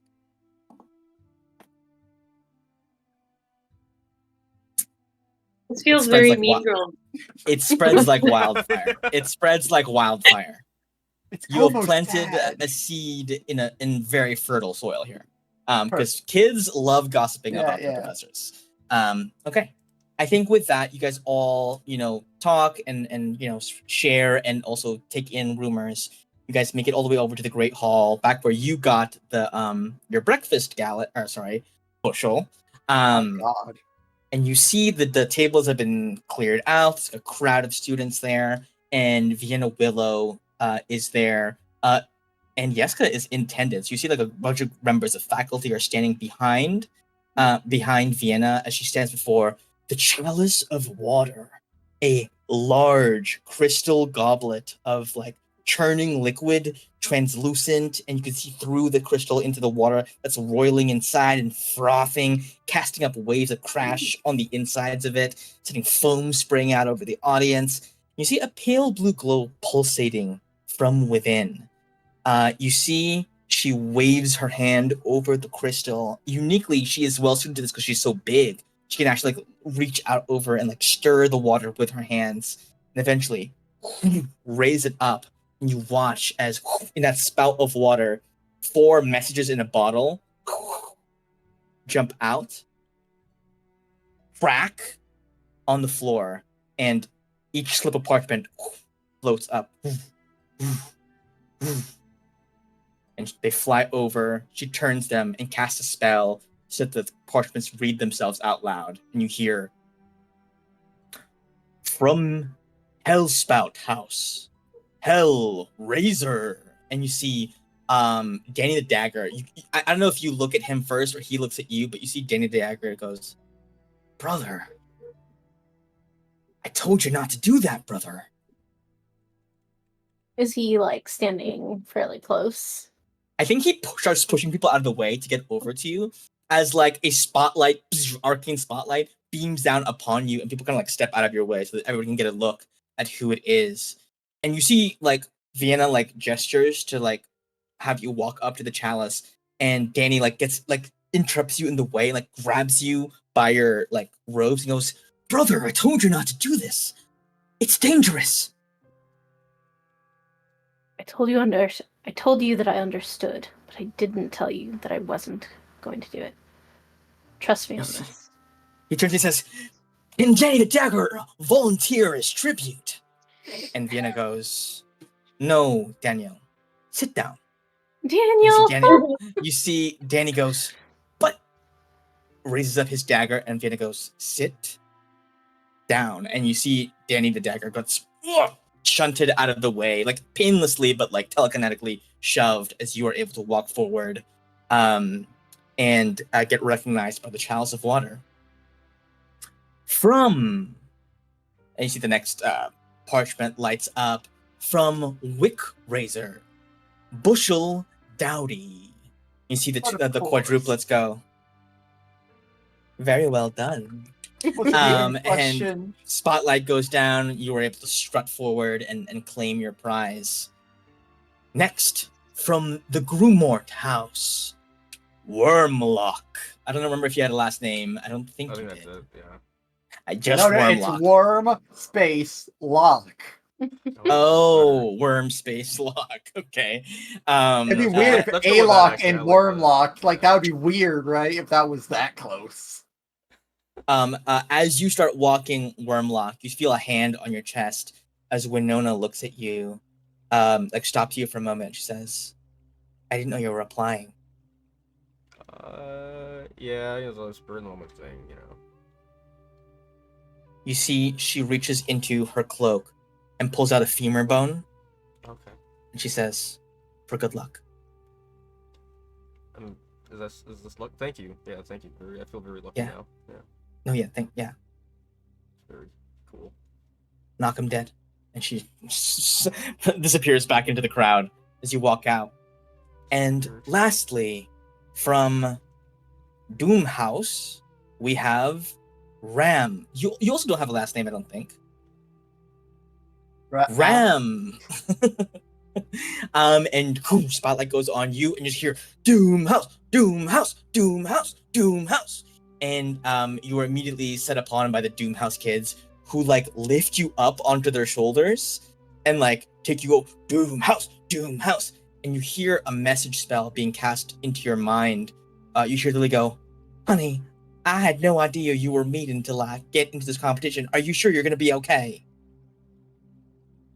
Wait, she said I had no idea you were what? Gonna enter the competition. Oh. Don't worry. I got a few tricks up my sleeve. Alright, well, just so you know, you're gonna be in all of our meditations and our prayers tonight. Yes. Okay. Please do all light some incense for me. Extra downward dog. We absolutely will. All right. You get dumped off at the front with your three companions who you don't know, air quotes. Everyone knows that you guys know each other because you were a trivia team, but like, yeah, you didn't know you were going to be selected together. And you see Vienna goes, very well. Ravenhall Academy, please welcome your representatives in the Quadmage competition. Would you guys like to have a team name? I still like the pencil pushers. I'm still going with that. You know may what? as well. This is, yeah. But do we want to let them know that we're in a group beforehand? Because sure, we won't recognize. It's fine. I think everyone knows. Yeah, that's fine. Everyone, welcome the pencil pushers. Everyone claps around. And eventually, you guys, after a bunch of fanfare, the Chalice of Water goes, I have decided. And the water gets like siphoned into the bottom of it like a toilet. And then eventually it is empty. Cool. You guys are now registered. You guys are the team. Yes. Would there have been a moment where I just could surreptitiously, I have this item. It's a spritz inside of a perfume bottle that can make a 20-foot sphere of air smell however the user wishes for 10 minutes. Can I spritz that on Yeska and just make it smell a bit foul? Give me a stealth check. Alright. Okay. You see you spritz that on her, and she immediately goes, and prestidigitations it away. But not before two of the faculty members go, Oh, step away from her briefly. And you do like a flicker of annoyance goes on her face as she like whisks the smell away with her magic. Cool. You guys are now ready to enter into the first trial. You see Yeska steps forward. She goes, it is good that you guys are good that we have such the winners of the trivia competition last night be coincidentally chosen for the Quadmage competition. Very good to see that a group of people already used to collaborating together be chosen, as often it can be the most difficult thing in these challenges is to quickly be able to form bonds and collaborate and do teamwork in order to succeed. Though I would like to cheat and give you all advanced knowledge of the trial that you are all about to go into, it would be a bit less fun. So, at exactly 8 p.m. tonight, you guys are going to figure out together the very first of the challenges. We will all see you then. And you guys disperse. The Great Hall empties, and you guys are free to like rest up in preparation for that. So, you guys all get a short rest. Can I eschew my short rest? I don't want to forget it again because I feel bad I did forget it. Is there any papers I can get from Andros's theories during this time? Because, like, we're supposed to be proving Andros was right, and I don't know where Andros' notes are. You know that his leftover papers were with Simon. Oh, okay, so Simon has them. Never mind, then. Yeah, you imagine there would be a copy filed away somewhere here if you want to like dig that up from like the archives in the library or something. Yeah, I still want that. I Okay. prefer it. Yeah, then you can definitely go down to the library and just rent them out for perusal. So, cool. Would everybody be okay with skipping to that first trial? So I do want to get you guys in there. But during my short rest, I am going to unattune from my Cloak of the Chameleon and attune to my Spider Sash, the thing that makes me run fast. oh, Just in case, but I don't know what's gonna come up, and I feel like that's more. You truly do not know what is in store. Okay. Everybody cool with time skipping. Excellent. So yeah, you get 4 short rest. If there's anything you get back, I think your invisibility spell, Gallet, you get back. I'm not sure if you use a spell slot for that, but you get a short rest. I can still technically do that, yeah. I think Suma, you'll be able to get an arcane recovery. I don't think anybody else burned anything. Okay. Let's roll portents, shall we? I don't For think who? any of us have them. Oh, anymore. none of you are attuned anymore. No portents. Oh, how lovely. Great. You guys all step out onto the squiggle ball field, and what you see are 4 large towers built seemingly out of nothing. You were there just a few hours before Wormlock and Ram, and there were no such towers out on the squiggle ball fields. But you see that the crowds are packed with like students. You see like the people holding up big ESU banners and like people dressed in the colors. Like people from all across of Ela have come to kind of like witness and watch this event play out. You guys walk forward and you see Yeska is there at like the top of a podium, like a floating podium with a little, enhanced thaumaturgy to make her voice resonate out over the stands. Hello, welcome everybody to the first task in the Quadmage competition, the very first of 3, of which only 3 of our dear teams and contestants will move forward. There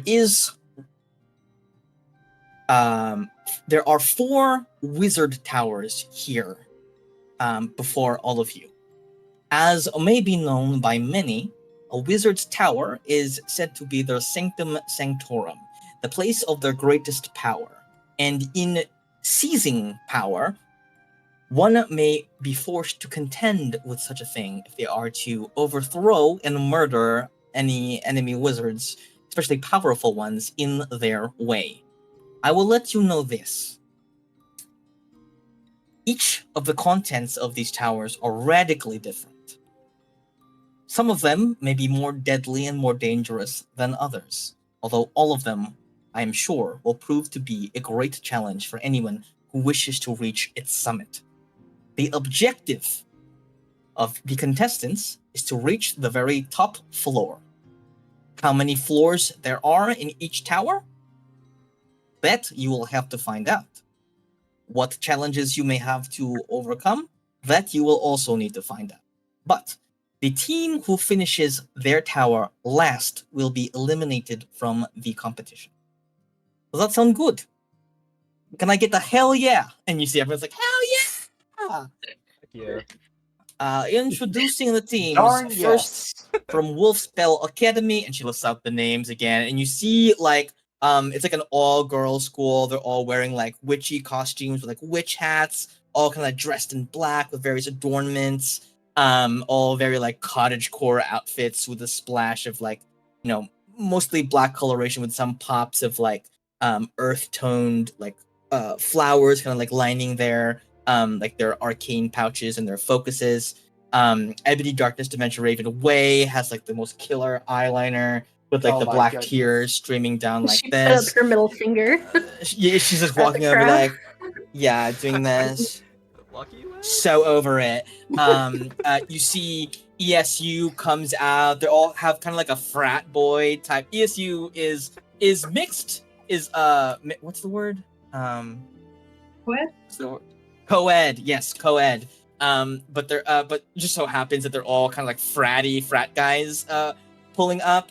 And they all look like pretty buff. You see Dwayne the Iceberg Johnson is a Goliath with a huge like shield made out of ice that never melts and like a sword made of ice that never melts. We're going hoorah, hoorah, kind of like pumping everybody up. I need you guys just give me an insight check on these combatants right now. I'm so insightful right now. Aylock is very overwhelmed. I'm sure he's. Oh. He's... Okay, Alok, I think you're the only person who kind of catches on to this. These people seem a bit older than they should be. These people are definitely trying really hard to come off like college students, but they all seem a bit more ripened and powerful than perhaps they should be. Is that just ESU? No, all of them. Oh, even Inkwell? I mean, obviously. Even Inkwell. Everybody from Inkwell looks a bit older as well, except for Matsu. Right. Alright. But actually, Matsu's the oldest amongst them. And actually, Matsu's exactly. Yeah. Exactly. I relate to the group as soon as I catch that. Oh, so Ebony actually has dementia? Oh my goodness. Oh, that's possible. Okay, not like they're old, but like, they seem to be more in their prime rather than being fledgling, like Yeah. about to graduate. They all seem like maybe they've graduated for a It's couple like a years. cop going to school saying, "Hello, children." Yes, it is. Kind of, yeah. You see, very well. Now that all of the teams have been announced, we have held a raffle, a lottery to see who will select their tower first. As Ravenhall is hosting this year, we have graciously forfeited that decision in order to pick last, as the rest of you will need all of the advantages you can get in order to even attempt to have a shred of competition with our team. Isn't that right, pencil pushers? Woo! But of course, Heck yeah. All sorts of they're noise. trash compared to us. Go Team Pee-Pee! Somebody yells that from... Ooh. That I didn't was think actually about Lily. That one. Go Team Pee-Pee, y'all! Team Pee-Pee, everyone say it with me. Pee-Pee, Pee-Pee, Pee-Pee. I single one of that guy out. Alrighty then. Sorry. Alright then. On your marks, get set, enter.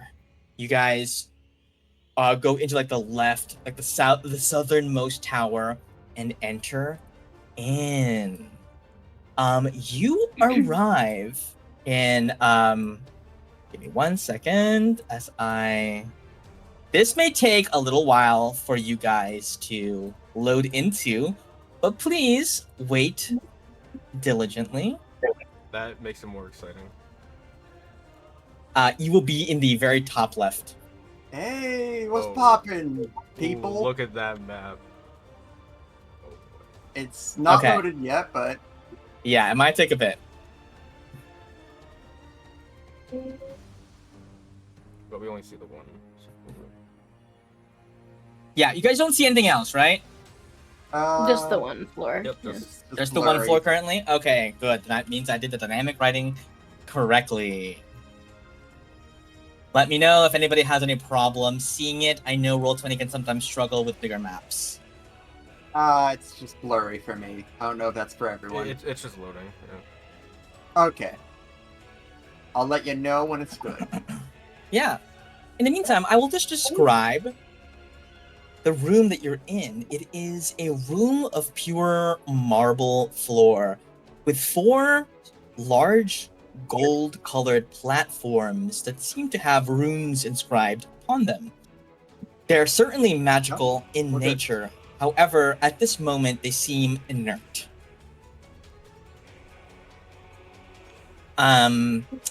Viv, can you see as well? Yeah, I can see it. Okay, great. Okay, then everyone's nicely loaded Oh. in. I had a question before coming into the Yeah. tower.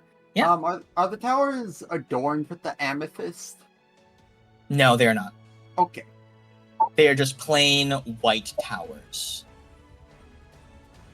And they all seem to be uniform in height. Although their contents, you have been assured, are different.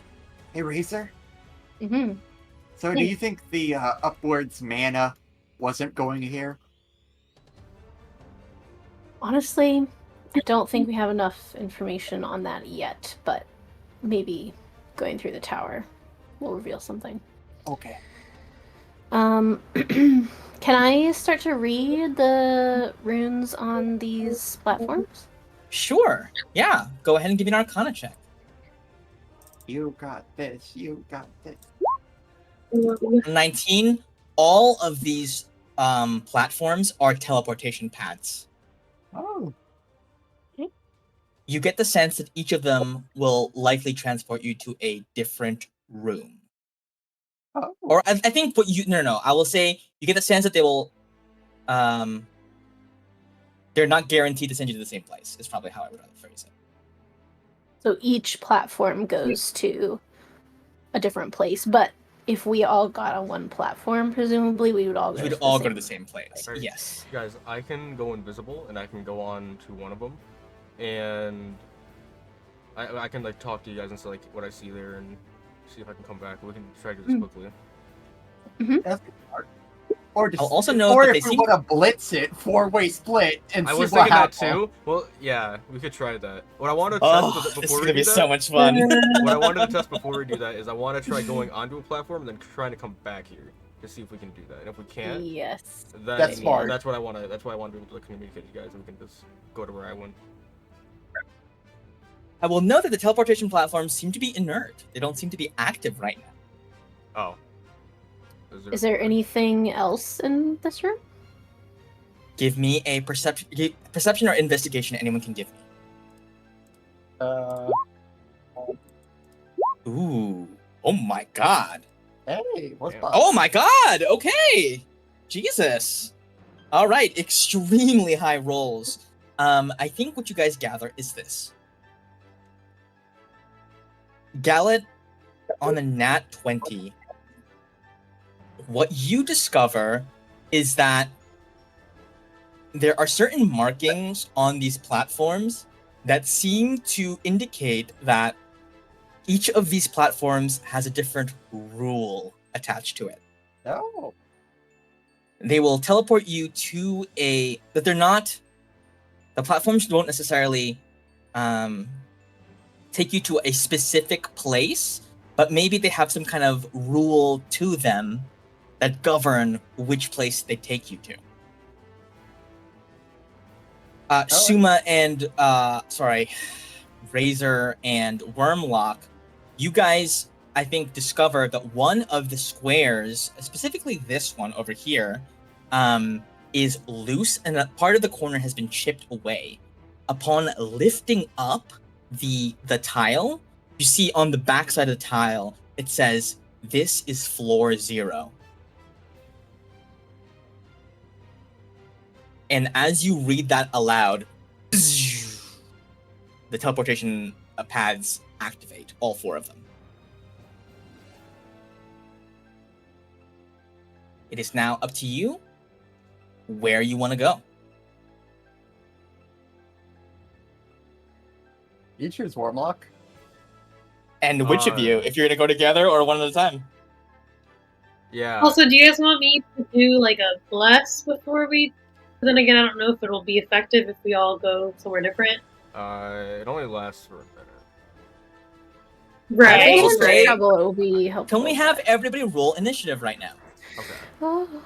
Yeah. And we will be using this for the entirety of the tower. Oh, Just better for roll well. simplicity's sake. I rolled well.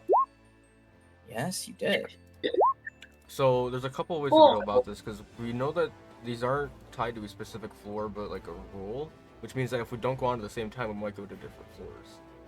Because like one of them might be it only brings you to an even number, and then someone can go to 10, someone can go to 8, right?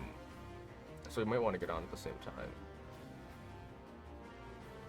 But we're also trying to save time. What do you think is Should we do better? 2 and 2? 2 and 2.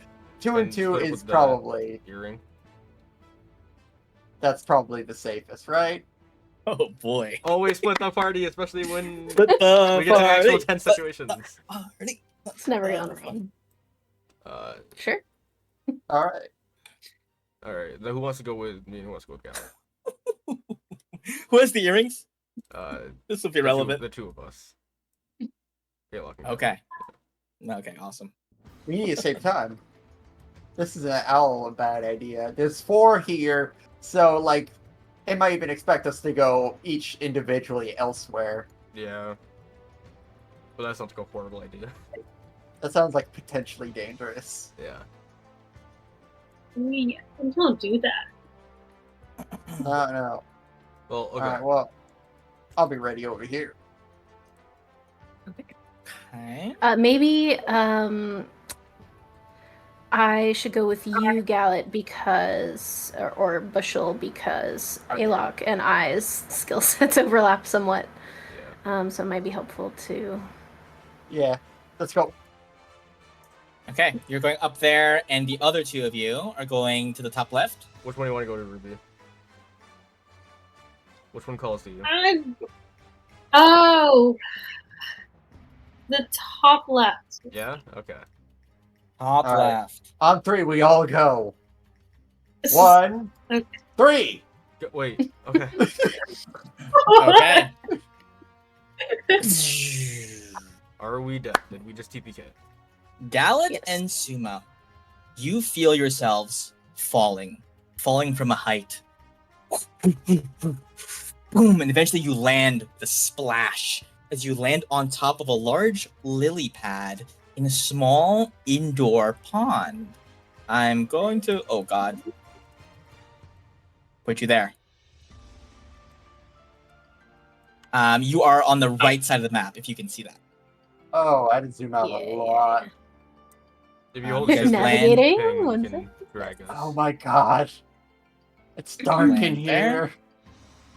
Alok and Ruby, you fall as well, but a short distance, and a weird squelching sound under your feet as you enter into what appears to be some kind of a bog. And you are surrounded by little frogmen. Uh-oh. Bullywugs come out up from the swamp and immediately begin to attack you. I need you. You guys are already rolled initiative. Yeah, look at So that. all I have to do is roll for the bullywugs. Oh, how beautiful! Did they... I don't remember when they were introducing this tower. Did they say that there was items that we could grab in here too, or was that a thing? I don't think they said anything. Okay. about that. We don't need to clear here. We just need to get to the top. Yeah, but you also see that again, the pads are not active. So you So we need to look for the. Okay, the tile or something. You need to find some way of activating the tiles. Okay. Since these guys are in combat, we'll go to them first. Alok, you are first in initiative order for this floor. You also don't know which what number floor this is. Right. I'm just putting the marker up there to say that 0 top right of this room, in case that matters. All right. I guess I will try to investigate again and look for anything that sticks out to activate these things. Okay, give me an investigation check. Is that going to use your action for? Yeah. Okay. A 28. On a 28, Alok, what you gather is that the thing you're standing on top of is not swamp floor, it's a living creature, and it's about to attack you.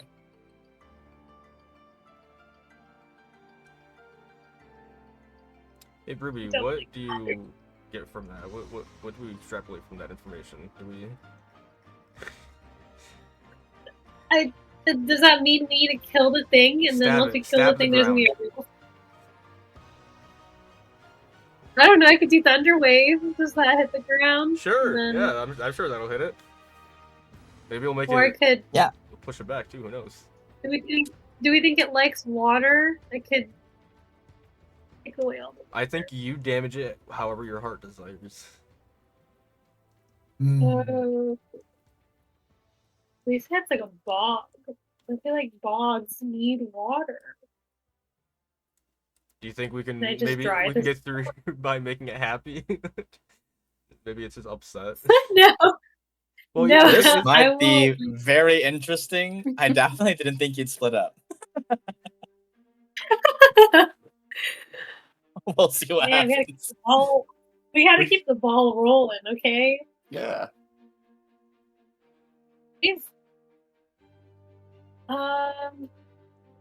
Yeah, but we're currently on top of the creature right now, right? Mm-hmm. It's right beneath you. Should I thunderstep us to like one of the platforms and stuff? Sure. Yeah, you can. Well, actually, it's Alok's turn. It's still Alok's turn. Yeah, I guess I have movement and bonus action, all that stuff, that funny stuff. I use my action, so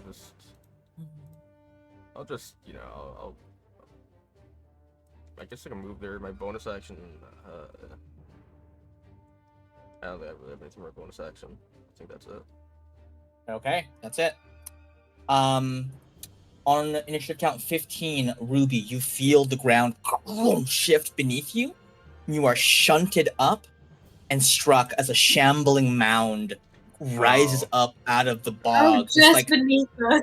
Okay. Literally right beneath you. Way this better. mass of like rotting plant material and like goop and like mud lashes out and strikes you twice with its tentacles. And let's see if it's able to do any damage. Your AC is pretty high. Ruby, we're like on the same page. We thought it was the entire floor. I was Yeah, not the entire floor, literally right beneath you. Okay, let's see. First hit, a 13. Well, it has advantage because it's attacking from stealth. 26. Okay. Shit. That hits you at 17 and a 24. That's gonna hit. Okay. First attack deals 16 bludgeoning damage. Second attack deals 13. That's 29 damage to Ruby. Would it have had stealth if I had noticed it and just knew the ground was dangerous? Let's think.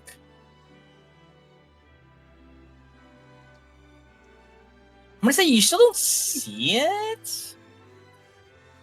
Let me think.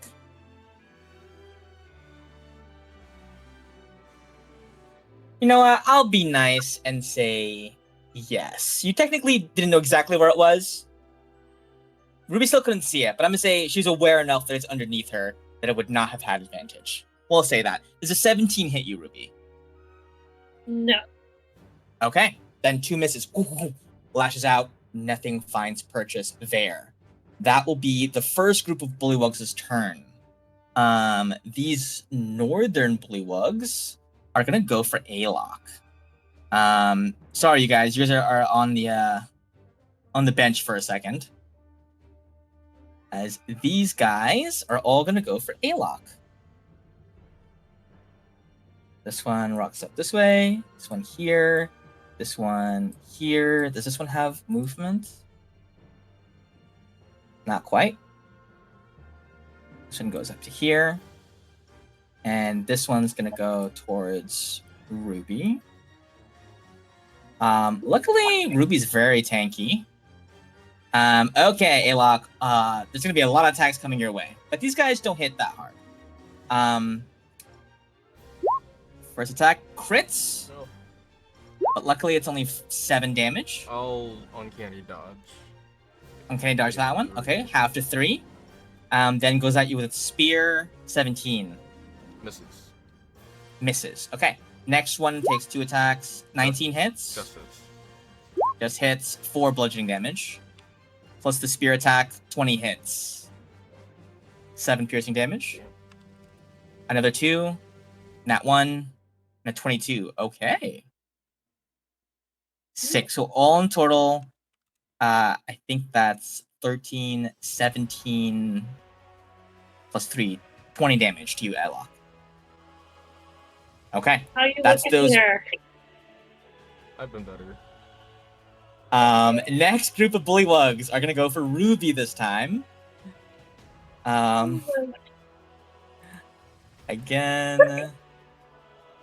Yep, are Why gonna did close they do in. that again? It was a race. We had to get there quick. Oh yeah, that's true. Oh god. Okay, Ruby, you're about to get swarmed as well. So they each get 2 Okay. attacks. But luckily your AC is very high. They only have a +3. They just kind of happen to have hit. So there's gonna be 3 bite attacks.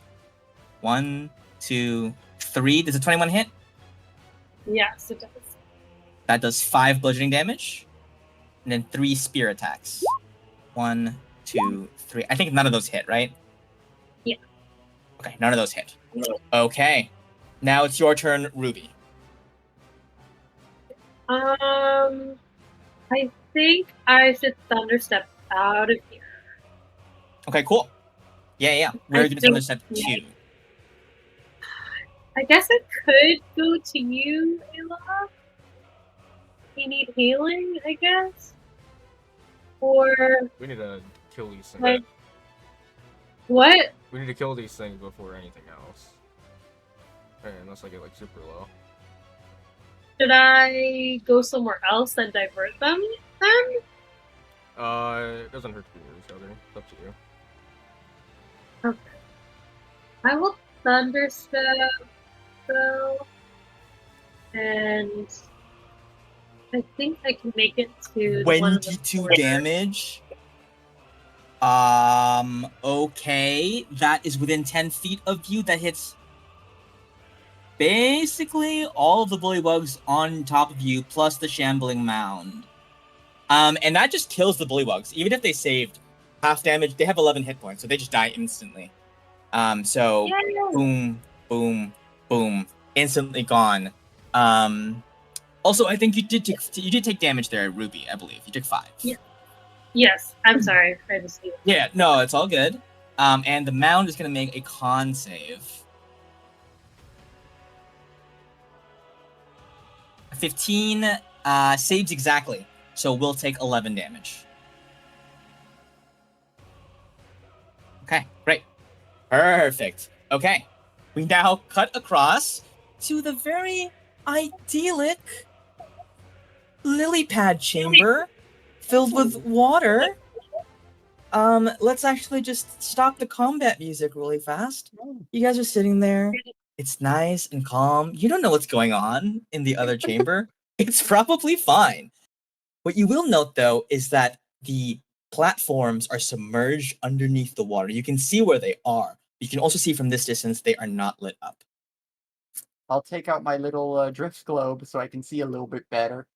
It looks You pretty dark in here. shine your drift globe, and you hear a voice. Oi! Could you not turn on the lights that bright? It's a little bit grating on my eyes.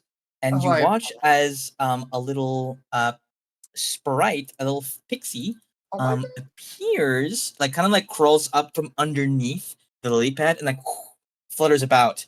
What you guys notice as well, though, especially salient to you, is that encrusted in some of the walls underneath the water is that amethyst-like substance that you found deep beneath the dungeon. I'll use my mental link. Hey, Feels, you get any weird vibes from this Fae? He feels goes, no, they just seem like kind of like normal Fae. As normal as Fae can get, I guess. Alright. Yes, hi, yes, I'll dim it a bit for you, sorry. We're, doing the trials here. Do you live here? Well, after a fashion, I suppose. Well, basically, what ended up happening is that this was kind of just a part of my normal, like, day-to-day life in the Feywild. And then, all of a sudden, like, a spell was cast, and then, like, a whole chunk of my home basically just got transported over. Oh, And then the nice lady kind of, like, filled me in on what's exactly is to be going on here. And it sounded a bit of fun, so I kind of just went along with it. I've been assured that this chunk of the Feywild will be returned, basically, once the challenge is over. Did she use the name of your land to bring it here, or another means? To my understanding, she had sort of a bargain going on. What's that one? Alright, Can't talk much about it. Since you are a part of this, are you supposed to give us instructions? Rules? Really, it all depends on what's up to you. You can make one deal with me. Oh, one deal. Oh, that's big. Okay. You'll have to give me something, and I'll give something in turn, and once the deal is complete, the platforms will be available to you. Okay, so Razor. Yeah. What should, like, just ask her to help us get through this? What, the pixie? Yeah. Yeah, but what are we gonna give her? How about information on the oh so nice lady? Maybe she gets angry? I don't know. What do you find valuable? All sorts of things, really. Oh, okay. Ooh. You could give me some of your time. You could give me an item of yours. You give me some gold, perhaps. You can give me some of your life. Hmm. I feel But like the catch is this. If it's not valuable to you, it won't be valuable to me. So you can't just give me any old thing that maybe to somebody would be valuable, but if it isn't valuable to you, then what use of it is it to me? I don't want to give my money. Something of value for something of value. I like how you're And doing the we winks each there. have to. Yeah, slowly turn I to like it jazz a lot. hands. That's her doing jazz hands. Does it have to be? We each give you something. No. Well, really, the challenge was honestly the person who designed this challenge assumed that you'd all be traveling together. So really, it's just you as a group, whoever's in here, can make a challenge. The other two people that you came in with, presumably would not be able to if they also landed upon this floor. The deal would have already been made. I see.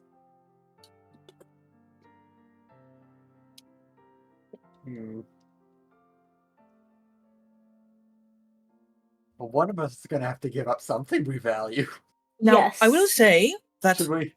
you're allowed to make a deal with me to gain something of use within this tower. Is there anything else you want to give me just for fun? I mean, I could perhaps give other types of information.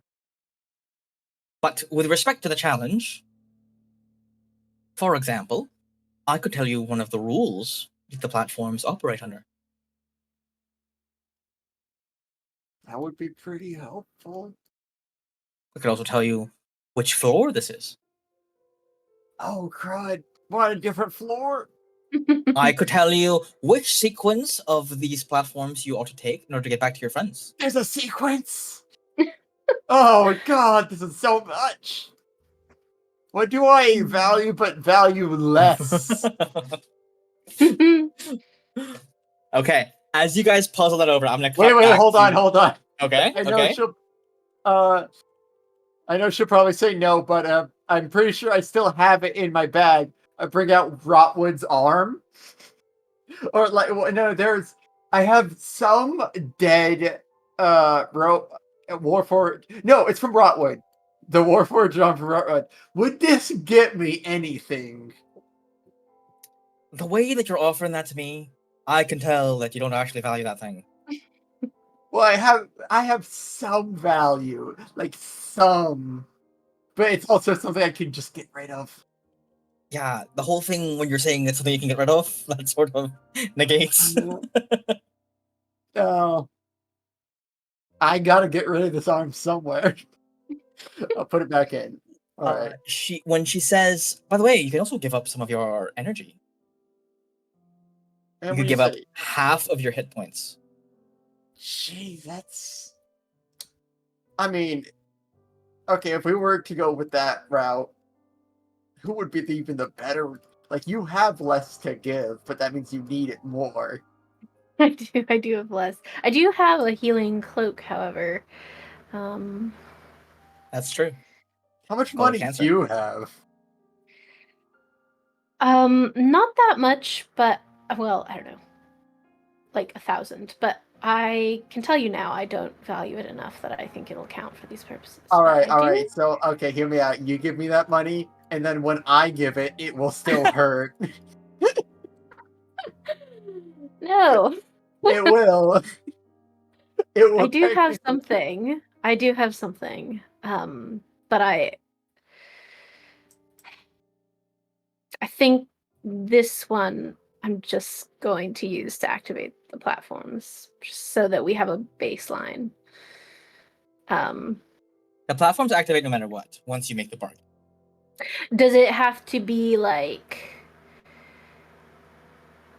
if we gave her something for a bargain and asked a question, would they also activate even if we asked a question at the same time? Yes, it's part of it. Oh, okay. In that case, I would like to know what floor this is and also activate. Okay. And I pull out from my magical pockets. I have been carrying around forever and ever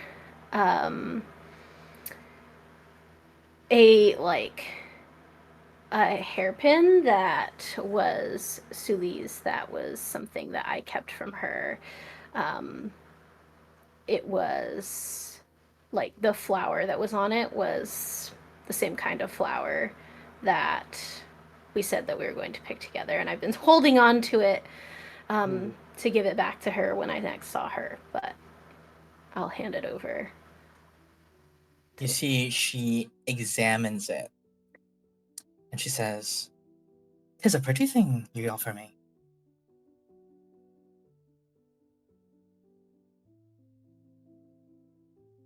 Examines it some more, looks at it, and she says, "It reminds me of someone. Not sure why, though." And then she kind of flutters around for a bit, holding it. And she says,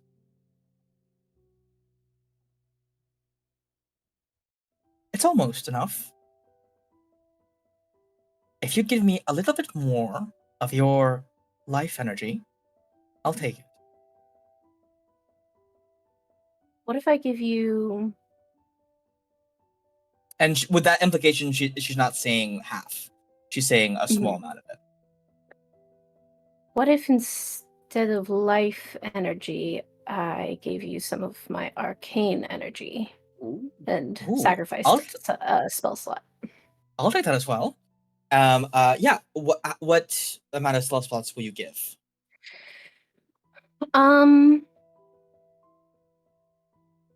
I'll do a second level. A second level. This appears to please her. She raises out her hands, and you can transfer over some of your arcane energy. She basks in it a little. Goes, oh, that's the stuff. Whew. Very well then. The platforms begin to light up. In fact, they raise up from the bottom of the ground and up to the surface of the water, so you guys can just hop over to it. She goes, now that's the stuff I like. Well then, if you guys, since you asked a nice question, I'll tell you, this is the 3rd floor. Okay. And I'll do you Thank one you. better. Since you gave me something of quite dear sentimental value to you, and because this reminds me of somebody, for some reason, I'll do you one better. The bottom left platform. If you wish to see your friends again anytime soon, you might choose to take that. I should check in on them, actually. Hey, guys! We cut back to Alok and Ruby. You guys are in the thick of it. Alok, it is actually your turn next. The frogs are getting their revenge. It's not good. Revenge for what? Because we charmed them. Angry frogs? There might be static on the end. Okay. So I made this funny little circle here. I don't know if I want to do it now, but maybe I do.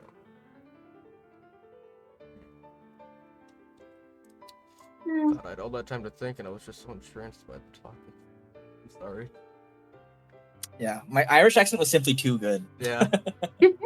Just kidding. Dear. I've been working on it, okay? Within 10 feet. So I feel like... Okay. I will use... I feel like it's an okay use of it. I'll use the Shadow Step from my armor. Okay, hell To yeah. teleport right next to where I am. But it'll make Okay. them make the Constitution saving throw. Like, it'll make all 4 of them make that save. Okay, yes, all 4 of them will take that. 4 con saves. It's the best way I got 1. to them all. Fail? Okay, 2 of them will save. I'll let you decide which ones those are. And, The way I usually do it would just be top to bottom, left to right. So I'd say this guy saves and this guy saves. okay, perfect. Yeah, that makes sense. If you started clockwise from here, yeah. Damn. 20 damage. Meaning this guy's dead, and these guys take half damage. Yeah. But are still like almost completely destroyed. Okay. Now And- I guess I should have asked yeah. because the Shadow Step armor doesn't actually save with an action or bonus action to teleport with that. Oh, bonus action. Okay. Okay. Yeah. That's what I. It's similar to Thunderstep or Misty Step. Mhm. I think they're all bonus actions. Yeah, that's the assumption I was working under. Okay, I'll add that in later.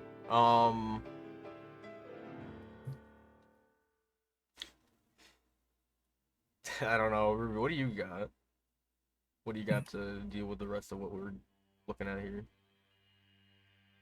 I can always call lightning, just to Okay. try and intrude. I do have a spell that could boost your AC if you would like that. I don't need shield to fail. I think we just need to kill. I these think guys. you're okay. Yeah, I have. What else did I have? If I could do my spiritual weapon. Yeah, that's probably good. Yeah. Okay. Yeah. I can. I don't get sneak attack against any of these guys right now. We So, could also just try to find the step or the. It's either. You know. I feel like because my investigation only got there's a guy below us. I think we have to kill these Yeah. guys to get the tile, or No. the tile might be inside the shamble now, or like something. So, or sorry, I don't know if I'm supposed to Maybe- say that in literature. I don't know. Or maybe underneath. Maybe underneath them. Yeah, it could be. It could be somewhere within the growth or under. Which also means that we don't really have to kill all the little guys, but probably should because they're messing me up. Okay. All that being said, I will. Oh boy, that guy is close. And my action. I'll shoot Banger. at Yeah, this I know. guy. Hades is Can great. I shoot at the guy that's low health? Yeah, without sneak attack. I'll This shoot at guy's low guy. health and this guy's low health. Which one? Oh, this one. On the left? Guy Okay. to my left. Yep. Okay, yeah. Give me a tackle. Okay. This does not get sneak attack. That hits. That annihilates him. Kill it, yeah. Okay. Wow. Ribbit. And I believe, I think Alok, you would have had, Oh, your whispers from tokens, I think, right? I could use one of my whispers actually. That's a good point. I thank you for reminding me. It's been a while. Or whatever it's called. I don't have any of the soul trinkets to use. I could grab that soul trinket, but I believe it uses. Because my you could reaction. have grabbed one the previous turn when Ruby killed a bunch. I just forgot to think about it. I have to check. I'm pretty sure it takes a reaction to grab a soul trinket, which I use Yeah. for uncanny dodge. So. Oh, okay, got it. Okay, yeah, it does. Okay, so. And now you can once you killed that. But I don't know if I want to use my reaction for. I kind of want uncanny dodge. But I can use my Whispers of the Grave, which you did remind me of that, maybe inadvertently. Or Whales of the Grave. Sorry. Is that the thing I just that get you to- get to do? It might be actually. It might be later after. I'm sorry. I don't. Oh, I think that's when you deal your sneak attack damage. Within 30 feet of the first creature. Okay, so I can do that to this guy. And it does half my sneak attack, rounded up, so it'd be 3d6. I think he has like 1 or 2 HP, so it probably just gonna be right. Okay, cool. Then that kills the other one. Yeah, that is. You meant this one, right? The one, yeah. Yeah, that one dies. Don't even need to roll. Okay. And then I will. Saunter on up here. Okay, That is great. my turn. Okay, it's the Shambling Mound's turn. Excellent. That's gonna go for you, buddy. Ruh-roh.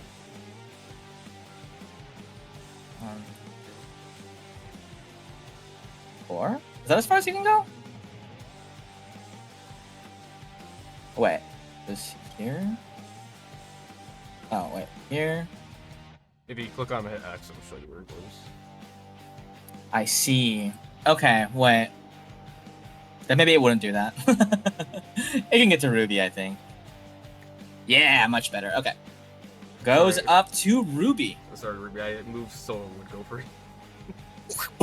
Whips at you with 2 of its tentacles. Tries to slam you with those. Your AC is pretty high. 25, though. And an 11. Okay, the first one's gonna hit. 12 bludgeoning damage to Ruby as you are boom, whipped across the face with a tentacle. Excellent. Okay. That'll be Bullywug. Oh, this guy's turn. Can't really get to you anymore, Alok. Well, it can get you with a ranged attack, so it's gonna do that. Is Wrath of the Storm a reaction? It is a reaction. Do you want to use it? Okay. Yeah, you want to use it? Use that sucker. Okay. And then Okay. I think I can Would also you use like? it to push it away? Yeah. I have a question for you. Will you choose lightning damage or thunder damage here? I don't. Lightning? Okay, you choose lightning damage. Okay. You reach out, shoot this thing with your lightning. You watch as the lightning courses around its plant form, and it seems completely unbothered by it, and even seems to regain some vigor after that. Alok knowing exactly what this thing I does. remember my friends found out, they were like, they couldn't believe that lightning would heal this thing, because it kind of doesn't make sense. I guess there's some lore to it, but... That's just a specific thing in Oh, its character sheet. However, you can still push it 10 feet away. It is only large. Yeah. So, 1, 2, boom. Push that away. Okay, Bullywug gonna take 2 attacks on you, but with your AC, that's a hard sell. 17 misses, 15 misses as well. Wow! And the other Bullywug is gonna chuck its spear at Alok. A 17 doesn't hit, right? Mm-hmm. Okay, misses. Spear sticks into the wall right next to you. Okay, we cut across to Suma and actually, realistically, that wouldn't be the case. You'd have been talking for longer than 12 seconds. Okay, back to the top. Alok.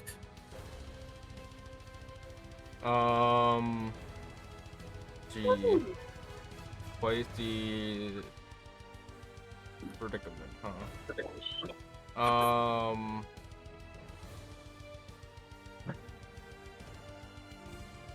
I will.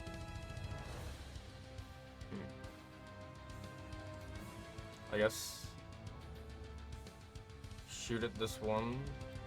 I'll steady aim. I'll be safe. I don't Steady aim I for don't want to advantage. risk a natural one. Okay. That Hits. wasn't fun, but should obliterate it. Yeah, completely obliterates it. And Alright. whales, I'm assuming? No, I don't think it's gonna Or- be worth it. You, I'll use my reaction to grab the soul. okay. Little bullywug. A little frog-shaped trinket, like a little keychain, appears made of like goopy crystal. It looks like it has like brackish swamp water inside of it. Appears on your person. Okay, it's back to the mound's turn. The mound. Oh wait, no, I skipped Ruby. Did I not? I skipped Ruby. Ruby, sorry. My bad. Oh. Just the rest of the storm made me think Oh, that was your right. turn. Yeah. So I Yeah, forgot. Yes. Ruby's turn. In that case,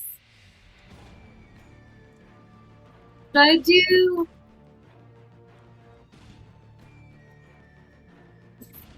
Should I do thunder wave, or should I do my spiritual weapon? I guess thunder wave is good because then I'll hit both people, right? Yeah, I Go think for so. I think you can. Okay. I think if you stand here, technically it hits Yeah. this thing too. I think. Hold Because on. this Wait. is- Let me. 15. And a 15 Oh, yeah. foot cube. Yeah. Originating from you, so yes. Okay. You got this. And that would So, curve out that way too. So yeah, absolutely. I will do a little thunder wave.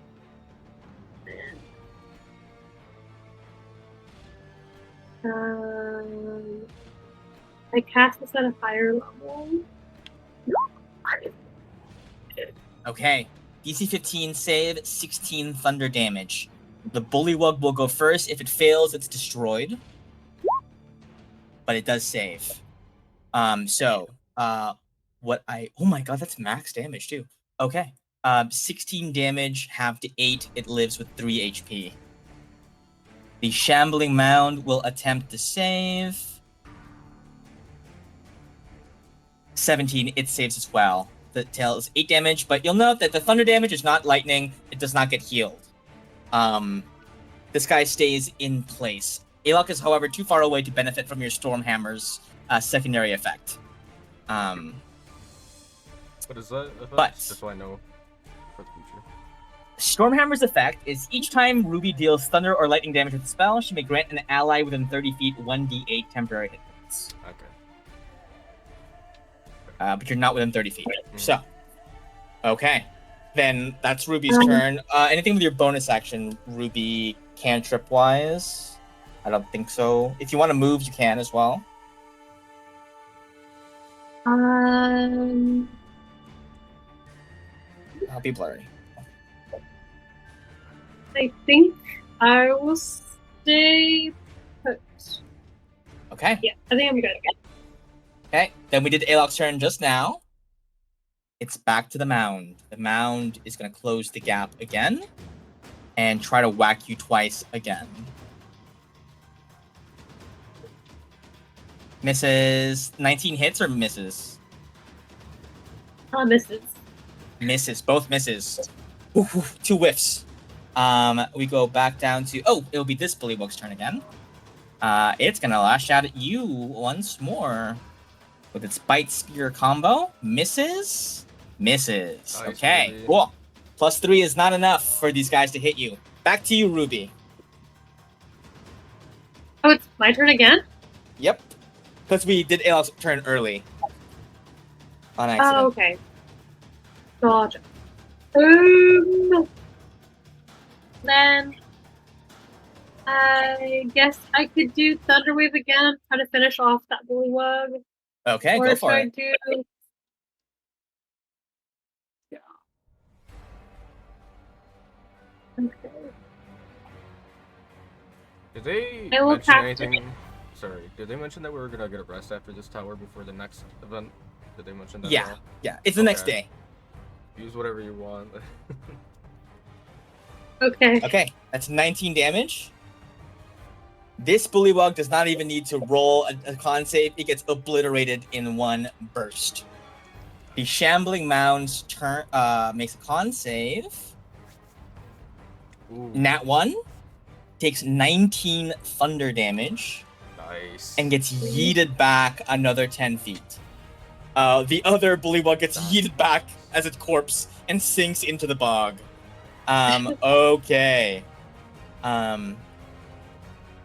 It is the back to in initiative count 20. Something happens in this little swamp. You watch as the ground, as all the Bullywugs have been destroyed, the bog shifts and churns. It seems more unpredictable and, in fact, more liquid. Alok, it's your move. Liquid? Yeah. Is that not the case on the platforms? Not like he's on the platforms, no. That really sucks. It feels like it's important. The Bullywugs were keeping peace. We need to kill this thing though. I'm going to. I'll steady aim. I'll just stay in place. Okay, steady aim and shoot. A 16 hits. 16 does hit. 33 damage. Boom! A big chunk out of this thing. And you stayed in one place, right? I can't move now. Yeah. Excellent. Yeah. You watch as the Shambling Mound takes a big blow. It whips its like disfigured head towards you, and you watch as it sinks underneath the water, activating its extra swim speed. It's gonna go right for you now, Alok, away from Ruby towards you, and it's gonna whip you twice with its tentacles. First attack, fuck. Second attack, okay. I'll uncanny dodge this one. Okay, 16 bludgeoning damage. Boom, half to 8. Back to you, Ruby. Still scary. That was half my health. Wait, quick question. Says Yep. my DC is 15 on the chat, but it says 17 in my character sheet. Oh, Is that's that- weird that it didn't apply. We'll try to remember that it's 17 from now on. Let's see. Did anything save that they shouldn't have saved? Let me scroll through the con saves.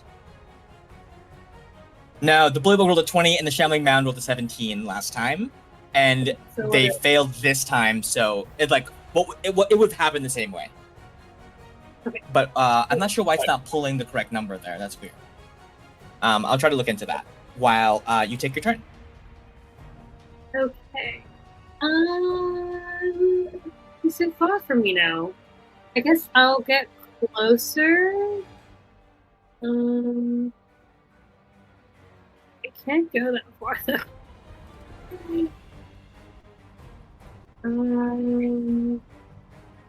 Anything I have that's just like based on sight.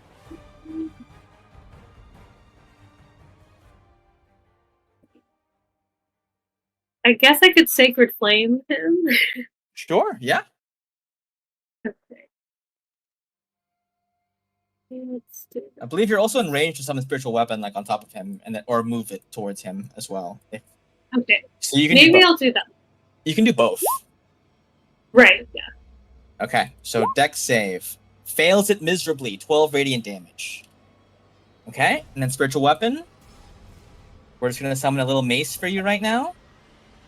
Cool. We'll say you just summon it on top of him, because I think you can just move it there anyway. And go ahead and make an attack roll with the spiritual weapon.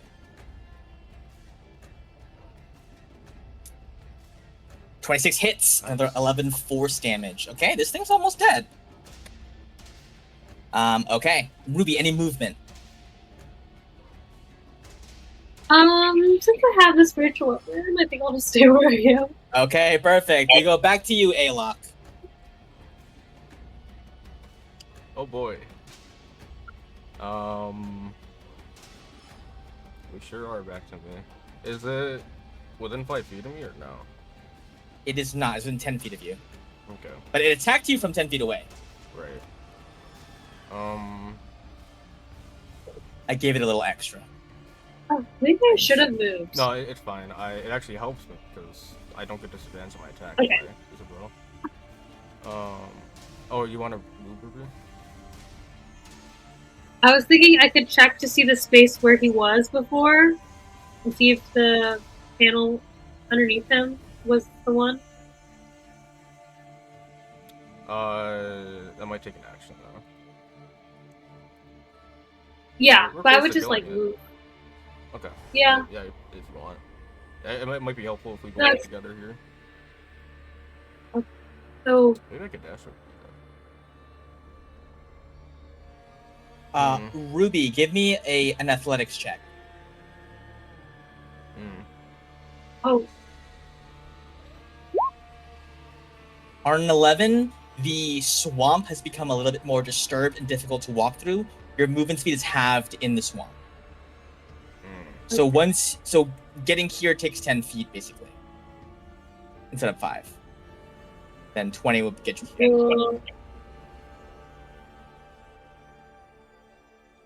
okay.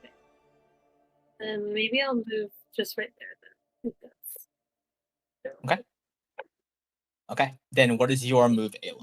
So when I shot it and it like snapped its neck and came to me, did Yeah. it look like it was because I attacked it, and was it very clear that it decided it wanted to go for me? It decided I wanted to go for you because you did like 33 damage in one hit. Okay, so it doesn't look like it wants to go for Ruby now that she did damage. Okay, that's good to know. I don't trust my athletics to get through this much, so I think I might just have to stand here. I'm gonna use the dodge action. The dodge To action, give it okay. disadvantage on the attacks. And Okay. I'll Okay. Anything else? I think that's it. I'll Okay. just dodge. Then on its turn, it's going to take 2 attacks at you at disadvantage. Here's the first. An 11 and a 10 misses both. Good dodge. Ruby, your move. Spiritual weapon active. You can use bonus attack for free. What is your action? You're muted, by the way.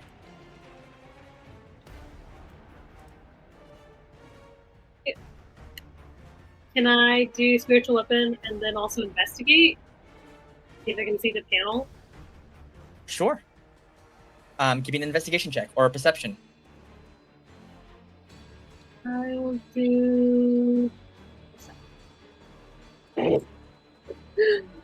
Okay. You can't see much because the ground itself is like churning and like bubbling and frothing. You are able to hit with your spiritual weapon. Go ahead and give me an attack roll for that.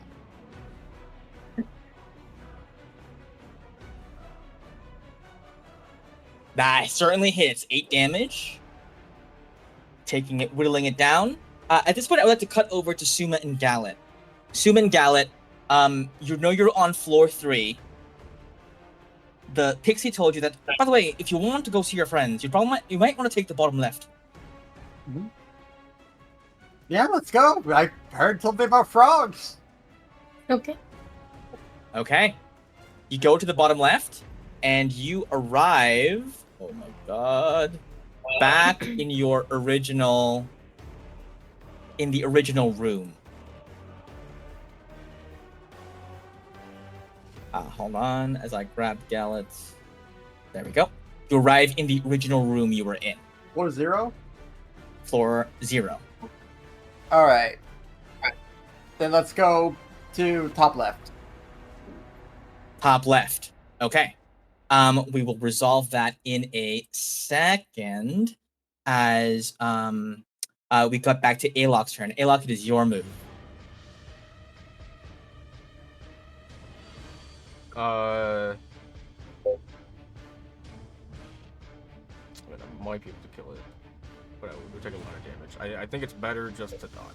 So I will dodge again. Dodge again, and same Ruby thing. Can kill this thing. I believe it. Okay. 2 attacks at disadvantage. Okay. 17, dodging a crit, kind of. And a 10 misses again. Ruby, your move. Your action is free. Okay. I'll move a little bit closer. So, can I do? Give me another athletics check. Okay.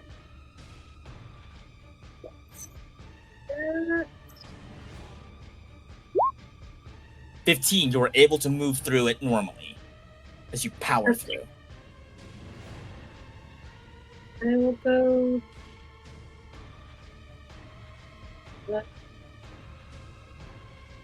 Excellent. And then I think I'll just do my Sacred Flame thing again. You can also use a spell if you want. If you want to use a spell slot. But we have to go through a bunch of other levels, right? Yeah, you do. Yeah, it's up to you. I kind of want to save it. Okay. Like, Yeah, could you that's fair. like? Unfortunately, I don't have. Because I could max out Lightning or Thunder, but I don't have for Radiant. Okay. Yeah.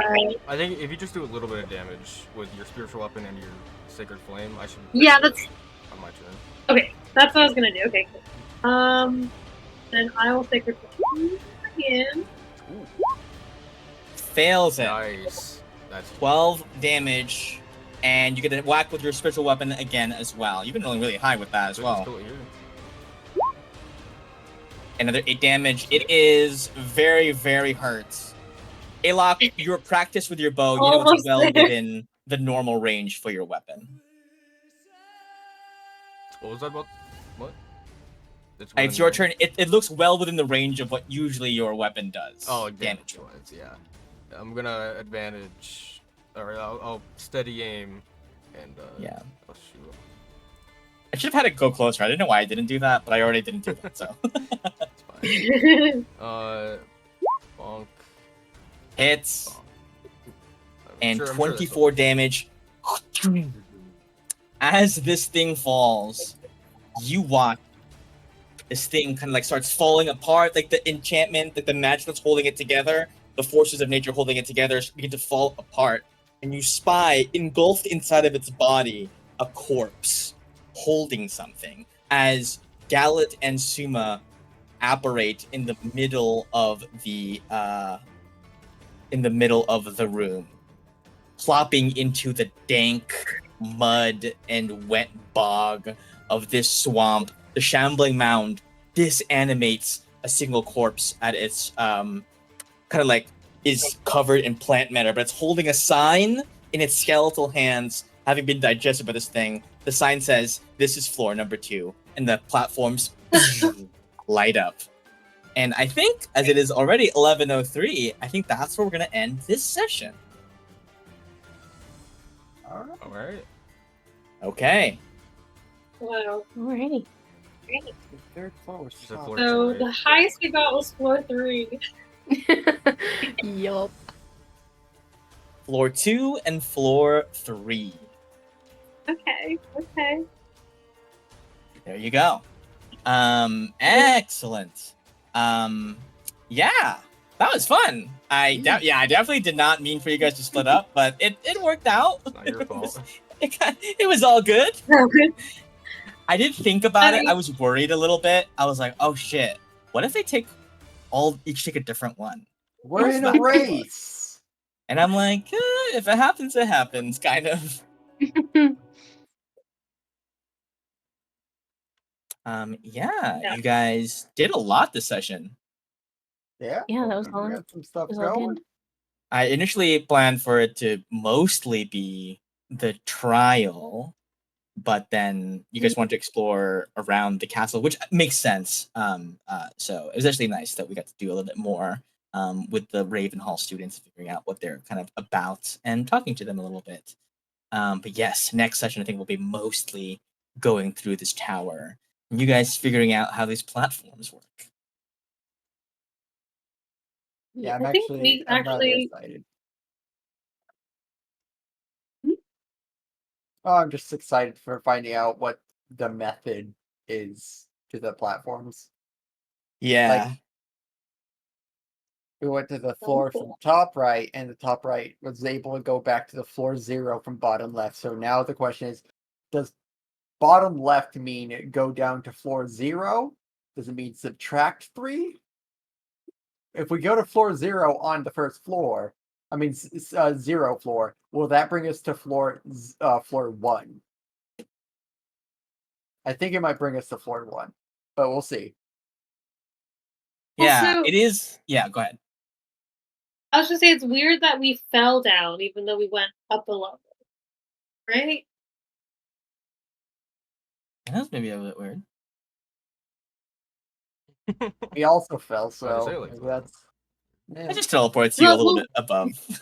Who knows? Yeah. Yeah. This is Sorry. actually the second time I've run this exact dungeon. I made it myself. Except I definitely beefed it up a lot. Because I think I ran it for some level 5s before. You're level 9 now. A little bit stronger, yeah. Yeah, you're a lot stronger. And there's 4 of you. There's so many of you, and they're all really, really strong. Well, it's So- more 2 of us and 2 of us at this point, you know? Yeah, but now you're Fair. together. Actually, I we're think gonna split up. Next Yeah, time. no, we're- Alright, so which we're one are you guys going immediately- on? Yeah. Yeah, I mean, everything seemed fine when we got here, so clearly Alright, it wasn't look- a problem. Yeah. Alok looks like they're hurt, so you know what? Let's put Alok with the healer. Ruby, you stay with Alok. Alright. it's definitely like my take on this is like, hey, I think you guys are so powerful at this point that like one big boss is not gonna cut it anymore. There has to be a way of It making would you have to be a guys big boss. use resources in a way that doesn't feel cheap. Because you guys are also kind of solving a puzzle as you're doing it. I like it. Yeah, there's some harder monsters and there's some harder floors and there's some easier floors. And there's some floors with no fight at all, as you guys found. Floor number 3 doesn't have a fight. Just a bargain. Debatably, that was the worst one.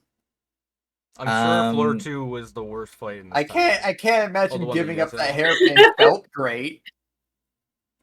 Yeah, Well, floor no, 2 was but- supposed to be an easy floor. It just became a bit harder because there's only 2 of you at that point. Yeah, You think this is That a damage hint that would've maybe taken we me should stop hours. splitting up so often? Well, no, it just or means do that we you guys need to double get the power. down? Yeah, we'll prove Chino wrong. We got this. Come on. Don't doubt us. we are we There's- so got it. There's one specific floor that if you do not go as far, I'm very worried for you. We're fine. There's one floor specifically. If it was Gala and pretty Suma that tough. ended up on this floor, they would have been fine because they do the most damage, like, consistently. Yeah, but I would have to use at least one spell slot, and that's not fair. We'll take a short rest in the middle of the tower. I'm sure we have an hour to spare. I don't know if we have that No, time. we That's definitely why. don't. Yeah. No, we Yeah. definitely need to Hour? stick together.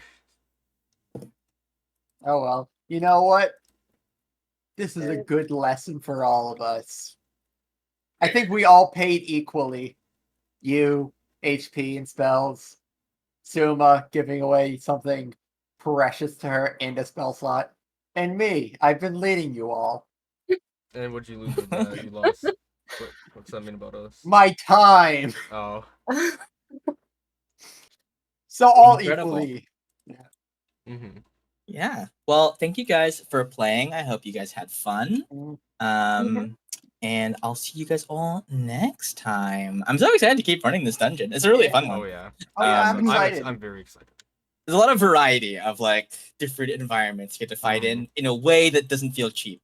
I think it like kind of makes sense. That's a way to do it, and I think you guys seem like the kind of people who kind of would revel in being like, oh, let's find out how these things work and map out like how to bounce I between already have floors. them in my notes. It's exciting. We got like a Um, little roguelike going on here. Just going Yeah? Yeah, fight to basically. fight. Yeah, I like it. Cool. Yeah, can't wait for next time around. Is 2 weeks from now, the 24th. Look good for everybody. Probably. It should be. It should be. Okay. If anything comes up, please let me know, and I'll see you then. Good night. Bye. Was See you all fun. next time. Good night, guys. See ya. Bye. Mm.